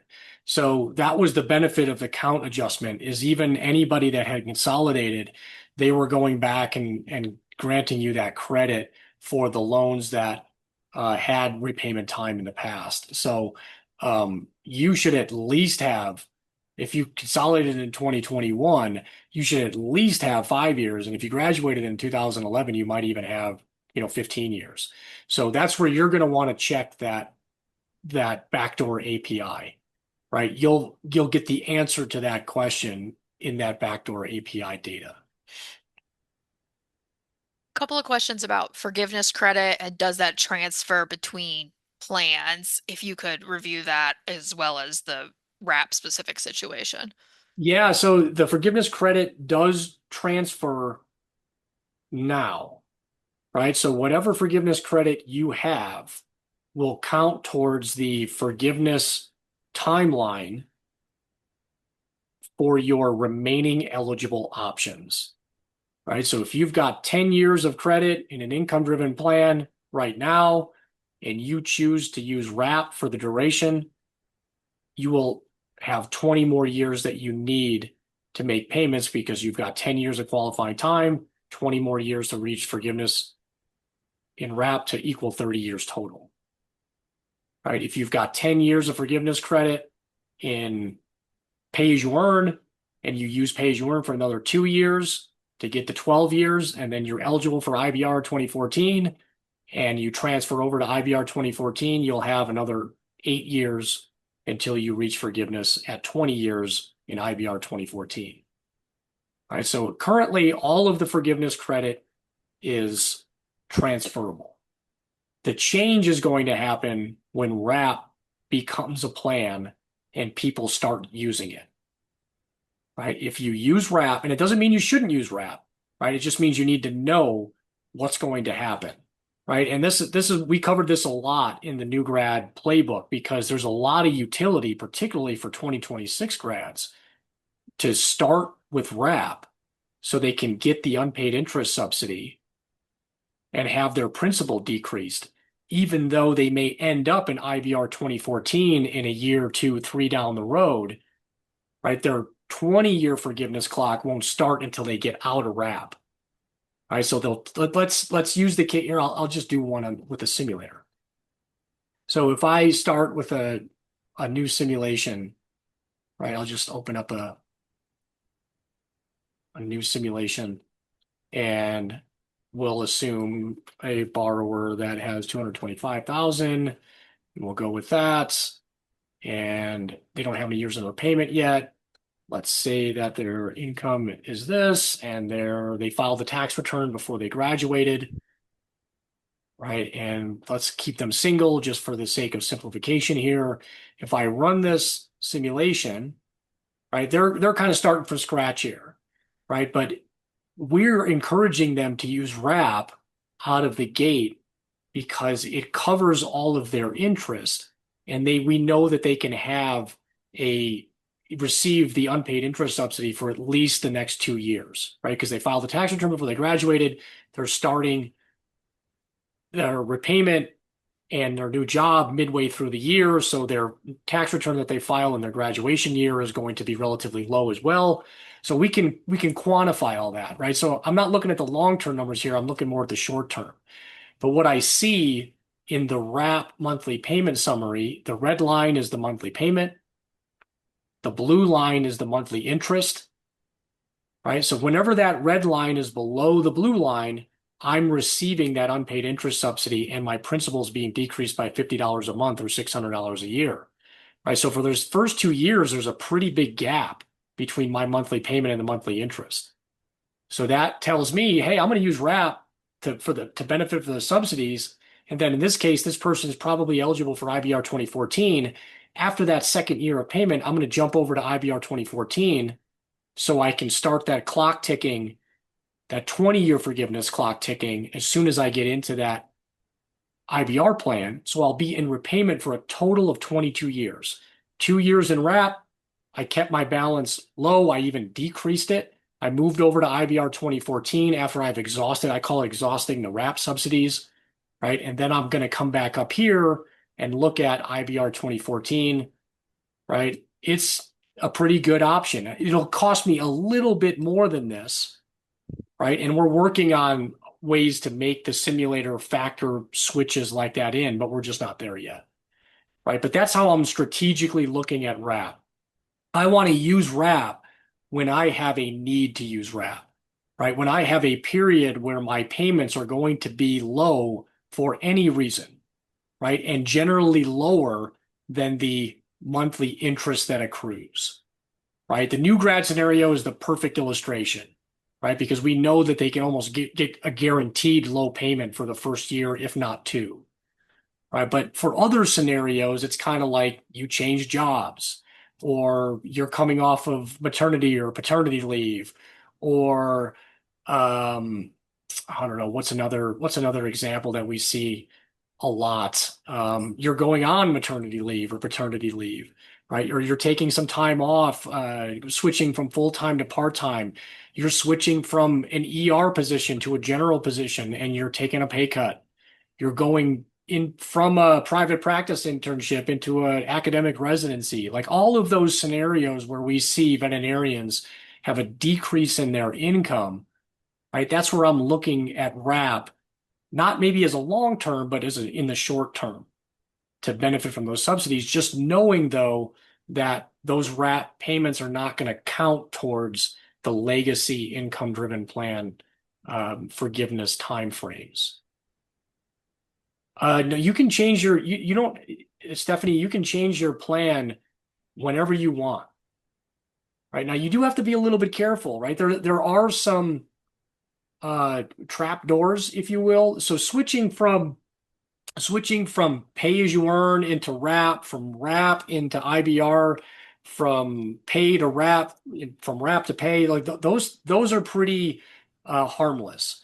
But if your loans are in IBR, whether it's IBR 2009 or IBR 2014, one of the insidious little features of IBR is that whenever you leave IBR, they will take your unpaid interest and they will add it to your principal. So they will capitalize it, right? So you just have to be a little careful about the calculation if you're leaving IBR, right? Which is one of the reasons why, one of the other examples, if you're in IDR profile 3 and you're in the save forbearance, so my situation, right? One of the reasons why I'm not jumping ship just yet is because I'm an if I jump ship, I'd have to go to IBR. And if I decide after I go to IBR that I might want to go to RAP, then my unpaid interest is going to get capitalized. But if I go from the save forbearance directly into RAP, my unpaid interest will not capitalize. Right? So that's one of those reasons why I kind of want RAP on the table as an option. So I have all of the pieces that I need of information to work with before I decide, is this a good move? Is this not a good move? I don't want to force myself into a plan like IBR that will then force my unpaid interest to capitalize if I then have a need to use a different plan later. Right? So yes, you can change your plan whenever you want, but you do have to be careful about changing or leaving IBR. Doesn't mean you shouldn't leave IBR, especially if you have a circumstance where your income's low enough where it just necessitates you going into a plan like RAP. It's just like I kind of want to know all that stuff, right? I don't want to just do it and then find out later that there might have been a better way to try to get into one of those repayment options that could have prevented my unpaid interest from capitalizing. And this was one that I did add, and I kind of wanted to cover this because I see a lot of confusion around this particular concept, and that is capitalization. So what is capitalization? I already kind of told you what it is. Your unpaid interest is added to your principal, right? So if I come back to this particular example, right, this is unpaid interest. Right, this is the interest that accrues when you're not making payments, or maybe when you're making payments under an income-driven plan and the payment is less than the monthly interest accrual. Right, this interest, you do not get charged additional interest on this interest. Right, but if it capitalizes, it gets added to your principal. Now I get charged interest on that principal. The higher the principal, the more interest accrues. Right, so if I get $30,000 added to this principal, right, my monthly interest is probably going to go up by a couple of $100 a month. Right. So I'm trying to avoid those unpaid interest capitalizations when possible. And some of you may have a lot of unpaid interest. I wish I had the example handy here. I don't currently have it anonymized, but one of the examples I was going to add to tonight's session, I mean, this particular veterinarian has $95,000 of unpaid interest. Right. That's a lot. Right? You want to try really hard to avoid having that amount of unpaid interest added to your principal. Right? Now, there are certain situations that just may necessitate that. But if you can prevent it, you want to. All right. So what is capitalization? Unpaid interest added to your principal. What triggers capitalization? Consolidation, leaving IBR, and exiting deferment. Right? Those are the three things that'll trigger a capitalization. One of the other little weird quirks of IBR, if you do have to leave IBR for any reason, there's a box on the application that you have to check that says, I request a 1 month general forbearance to help me move from IBR to a different plan. If you don't check that box, they're going to make you make a fixed 10-year plan payment before they process your exit from IBR. Right? Don't kill me, just the messenger here, right? Again, no sane person would write. I don't know why that particular plan makes you jump through all these ridiculous hoops with the threat of punishment with a 10-year plan payment. It's just the way the law is written for IBR, right? But it's just something that you kind of need to know if you are in IBR and you're trying to leave it. One of the questions I'm going to pose in the chat here, what's the difference between capitalization and compounding?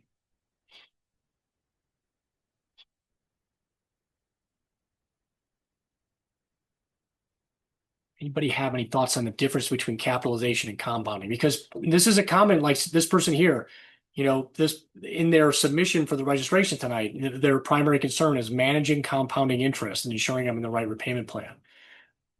I'm talking about capitalization. What's the difference between capitalization and compounding? So compounding is interest on your interest, but what's the difference between capitalization and compounding?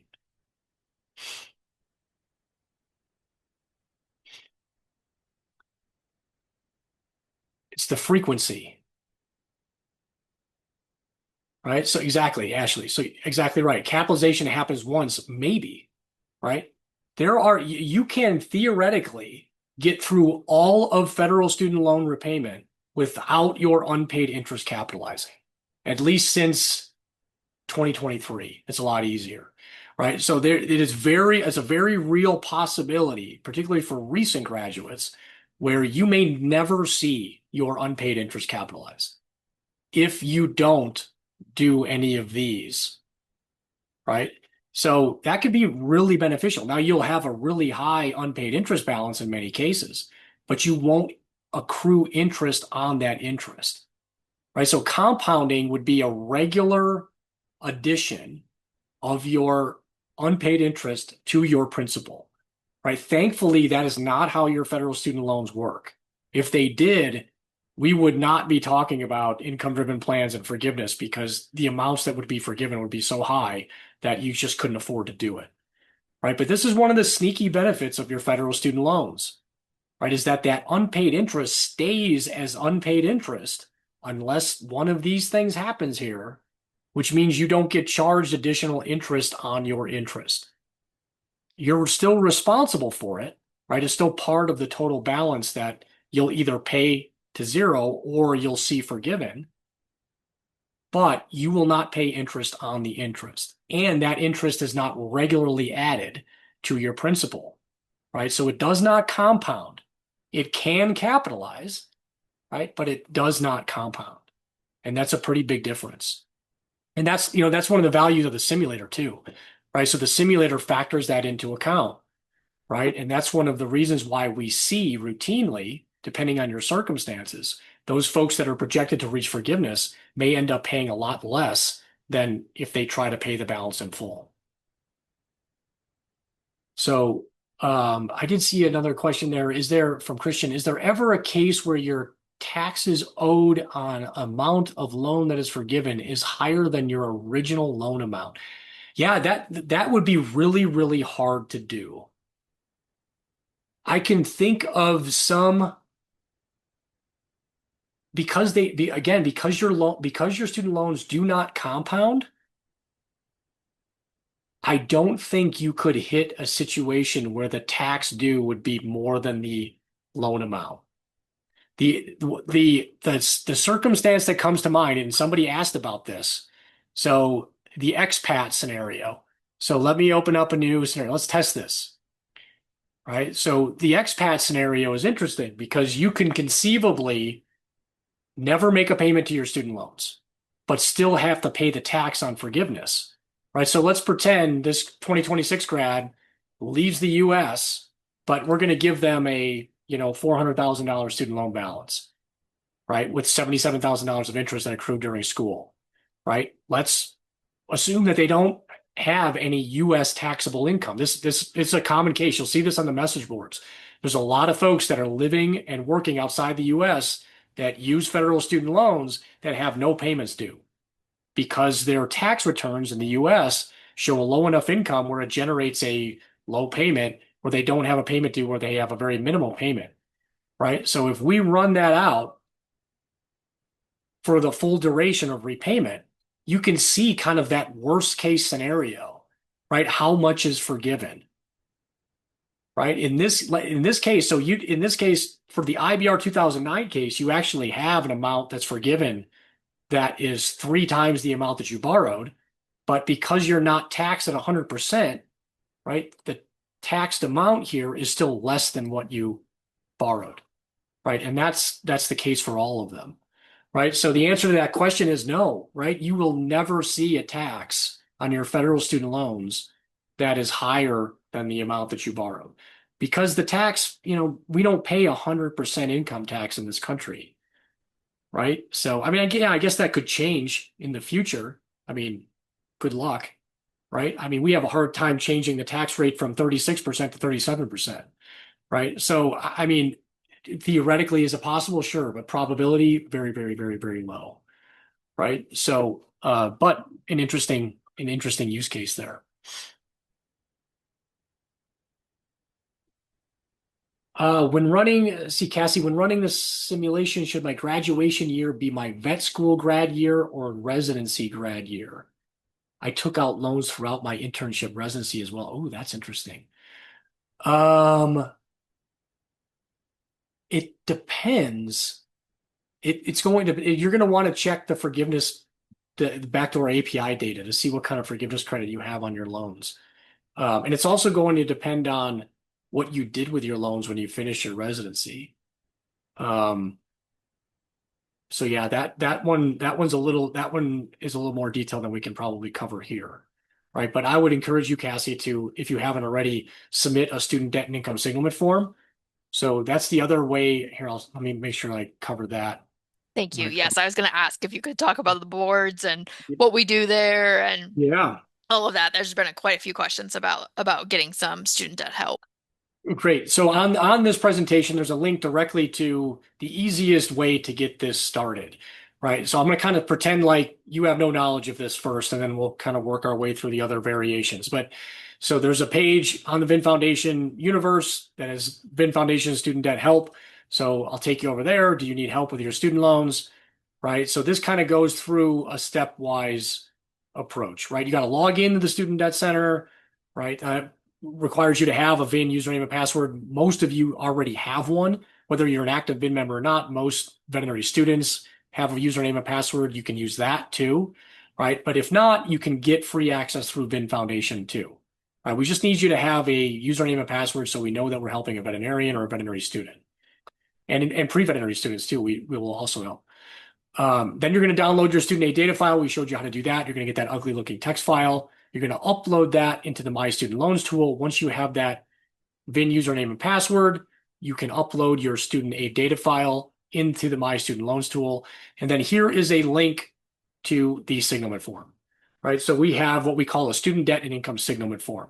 So it's a survey, right? And it collects your student debt information, graduation year, income information, family size, recent tax filing status, number of dependents, a lot of questions that we need to help answer the personal questions that you have about your student loans, right? And this survey takes 10, 15 minutes to fill out, right? And once you get to the end of this survey, there's a checkbox at the end that says, please post my case anonymously on the student debt message board, right? And once you select that checkbox, we will anonymize your signalment form submission and post it to the boards under your VIN or VIN Foundation profile.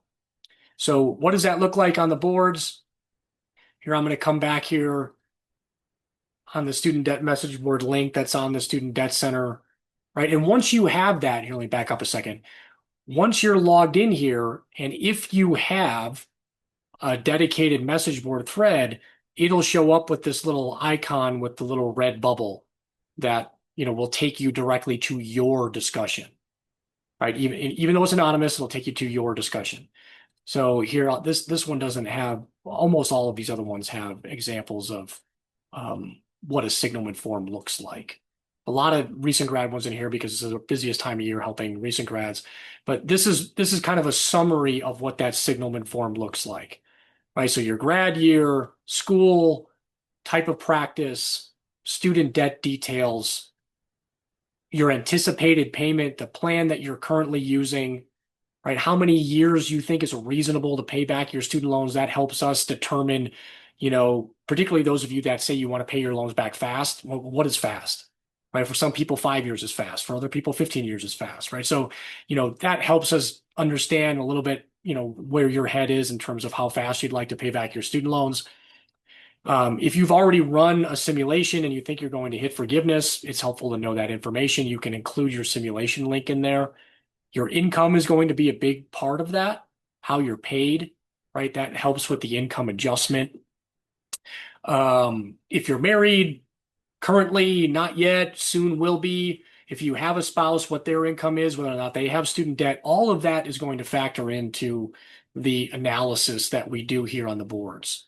Some questions about your financial wellness, your emergency fund status, what kind of benefits you have through your employer, and then your primary complaints, right? Your concerns and what ultimately you'd like us to help you with, right? So, and then we'll go through here. In this case, Dr. Mears provided a reply to this particular person. We kind of go through and do a student loan physical exam with you, right? We'll use your IDR profile to help talk about, hey, here's what you should be thinking about, right? Going through that analysis using the student loan repayment simulator, projecting to see if you're going to hit forgiveness. All of these things we run through on the boards, right? And then after we get through that analysis, you can come back and post your thoughts, right? And in this case, this person is kind of posting what they have as their budget.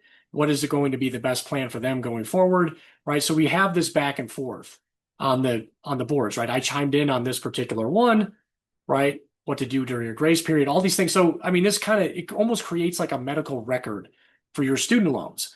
And no matter what changes, right? And things will change, not only with your student loans, but with your career, your circumstances, everything. You come back here, update us on what those changes are, and we can factor that in to your analysis going forward, right? So it gives us a way to do these things in kind of a safe space, if you will, right? There's not a lot of time constraints. There's generally not a lot of emergencies in student loans, right? With some of the deadlines and things, sometimes we see that. But for the most part, we have the flexibility, the time to work through these sorts of things here on the boards. And then you can go back and look at what's been covered, refresh yourself and, come up with what's next, right? So it's a really good way to handle this. I mean, this is, you guys are all veterinarians, and many of you are VIN members. I mean, this is how we handle medical cases on VIN, right? I mean, this should look very familiar. Right now, the context is different, a lot of numbers, a lot of finance, things that we're generally not comfortable with. But conceptually, it's the same as, working through a case on VIN, but with your student loans.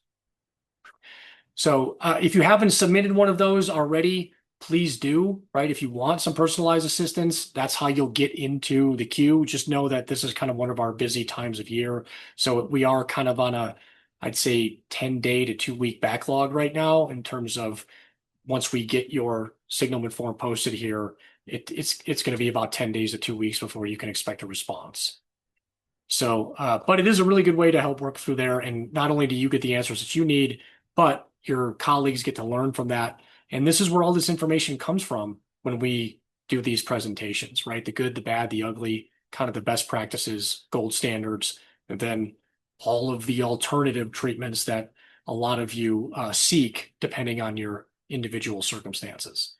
So, I mean, there are thousands of these in here, right? So you can use them to search. The VIN AI mode is actually pretty good too. If you haven't played with that, you can use the VIN AI mode to ask some student debt questions, and it'll pull from some of the message boards here to help answer those. Still got to double check it like you do with anything AI, but it's a way to get started, right? This is a complex language. It's very strange, and just kind of asking questions and getting started helps you learn the next questions that you need to ask. And then ultimately the boards are here, and And we're here to do these things like we're doing tonight to help you navigate those things that you're not quite clear on.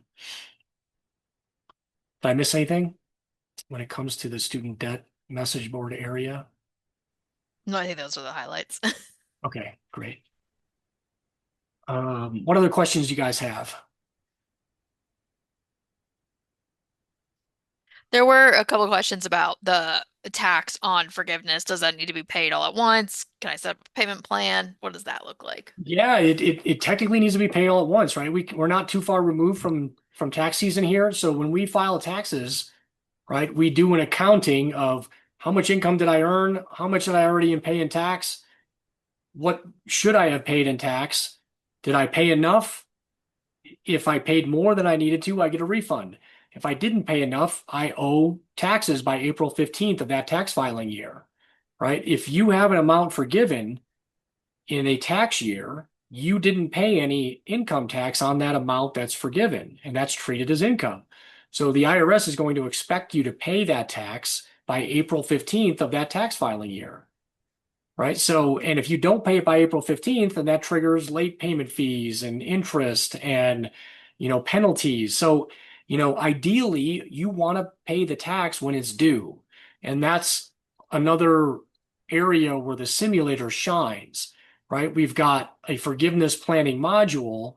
So if you are projected to reach forgiveness, you know about what that number is and how long you have to plan for it, right? So we can work our way back and come up with a number that you need to put into an account to help you plan for that, right? So that hopefully the forgiveness is not going to be a surprise for anybody. Now, it can be because of the forgiveness count adjustment. There are some people that were just recently, a colleague received a forgiveness. In my opinion, they probably shouldn't have. I think they were granted forgiveness under the 20-year forgiveness timeline, even though they should have been in a 25-year, but they received a forgiveness letter anyway. Congratulations, right? Now that forgiveness is going to land in their tax return for 2026. That might have been a bit of a surprise, right? So hopefully they're going to figure out a way to come up with the amount that they need to cover that tax, right? But that's kind of, I put that in the good problem to have category, right? Because their student loan balance is gone and they're still paying a fraction of what remained because we don't pay 100% tax, right? They'll be, paying 25 to 35% tax on that amount that was forgiven. So that's a 65 to 75% discount on what they had remaining on their student loans. So hopefully they can make that work. If you do need to set up a payment plan, you can, again, but you're going to be paying interest now to the IRS instead of the Department of Education. So ideally, we would not, do the payment plan thing for the IRS, but stuff happens, right? Now, if something, really serious happens, um, there's I forget the provision. What's it called? Um, the essentially the insolvency. There's an insolvency Yes. provision in the tax code that if you have an amount forgiven that exceeds the current amount of assets on your balance sheet, then you don't have to pay the tax. But that's not a goal that anybody should shoot for because you're insolvent, right? That's not a good thing, right?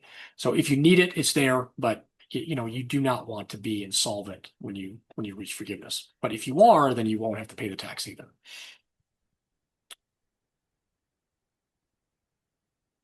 Looks like the last question we have is the 3-year delay in PSLF buyback due to the administration? Was it prompt during the previous one? Oh, that's a tough one to answer. So the previous one kicked it off, right? They're the ones that instituted it. Uh, the current administration does not like public service loan forgiveness, right? So yes, it's a little bit based on who's executing the law here. So unfortunately. So will that change and maybe improve going forward? Maybe, right? But we've got a little while before there's a national election, right? So um, the public service loan forgiveness buyback has a significant backlog. And again, not surprising given the current administration's feelings toward public service loan forgiveness. Will it improve? Maybe the courts will make them improve that and process that faster. Maybe they'll just get better at it. It's hard to see that, quite frankly, until there could be a new administration that's in charge of that. But that's the hand we're dealing with right now, right? So, I mean, we've got another 2.5, 3 years before there could be a change in that. So, and there's a 3-year backlog. So, kind of do the math there, right? I mean, it's not looking good on the public service loan forgiveness buyback front. So, but thankfully, you still can continue to earn. The good news is, so the buyback, then one of the other reasons I think that this, it's hard not to get a little bit political here, but the previous administration put the buyback in place. The current administration hates everything the last administration did, right? So it's not surprising that they're dragging their feet on executing the buyback. Now, the courts are making them do that, and that's great, but they're still taking their sweet time doing so. But if you're making qualifying public service loan forgiveness payments and you're seeing your public service loan forgiveness progress incrementally increase, once you pass the 120 monthly payment threshold, then you're eligible for public service loan forgiveness, right? You don't have to worry about the buyback, right? Now, you do have to worry about them processing the forgiveness because you're at the 120 monthly qualifying payment threshold, but that is not experiencing the same backlog as the buyback is, which is another reason why I say just keep making the qualifying payments. It's way harder for them to ignore your public service loan forgiveness qualifying payment request when the dashboard shows that you have 120 qualifying payments. The buyback is like this black box that nobody really knows what they're doing behind the scenes, so it's a lot easier for them to drag their feet. Right? When you've got the dashboard that shows 120 months on it, that's really hard to ignore, right? So shoot for that, right? And if you get the buyback, great, right? If not, you're still working towards the 120 months. All right. I see another question from Miko here. Wanted to check and see my pay-as-you-earn anniversary renewal date is July 22nd. Okay, so you're really close to the 35-day window here. So I need to go to studentaid.gov and update my income info there. Yeah, so start there, right? So studentaid.gov, that's the easiest place. So if I go to my login here, so under loan repayment plans, start with the recertification. Sorry, it's under here, IDR, income-driven repayment plans. So apply for an income-driven plan or recertify, right? So log in here. If your most recent tax return is the most beneficial income information to renew your pay-as-you-earn plan, then you can do it all on studentaid.gov, provided, excuse me, provided that the same plan that you're currently using is an eligible one for you to select. So one of the other things that we've been seeing recently is folks that have previously been using pay-as-you-earn are seeing pay-as-you-earn as ineligible when they go to recertify, right? That's going to be one of those instances where if you're seeing that, you're going to want to double check, am I actually eligible for pay-as-you-earn? If so, and if you can't do it electronically, you may have to submit a paper or PDF application.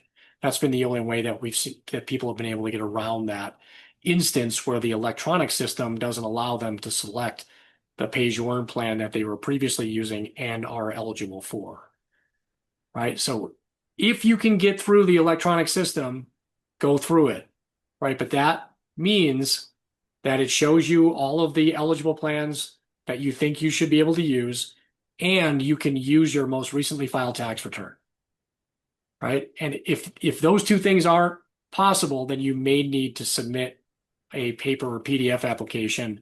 And if your income has decreased since you filed your last tax return, right, then you're going to provide what's called alternative documentation of income.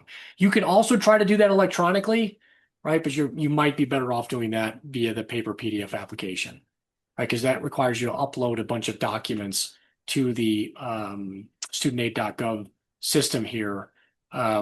and you may want to have a better paper trail of how that alternative documentation is playing out. So easiest, most straightforward way, I'm going to do log in to studentaid.gov. If I'm in pay as you earn, it shows me pay as you earn. And the payment that it's showing me based on my recently filed tax return is something that I agree with and is the lowest possible one I can get, then you can proceed electronically. Right? If not, you may need to take a step back and look at the alternative documentation of income. How do I calculate that? Calculate that out for them so there's no surprises in what your monthly payment is.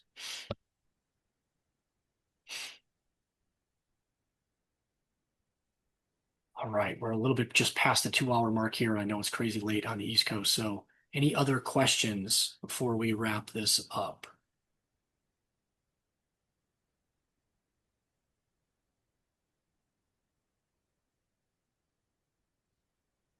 All right, where can I find my recertification date if it doesn't pop up when I log in?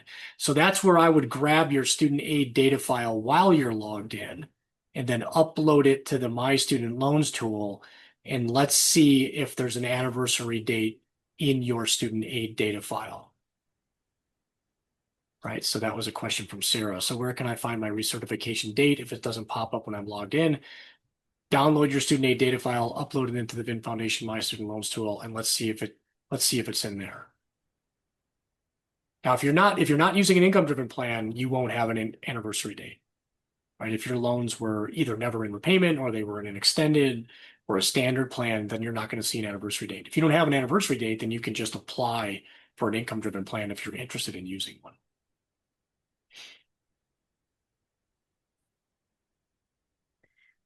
I think that's a great place to call it. All right, great pause there. Thank you, Dr. Mears. Thank you, everybody else in the background, Taylor, and I don't know if Jordan's still here, Yeah. but Yeah, she is. lots of thanks to you, Dr. Bartels. I've seen some thank yous rolling in.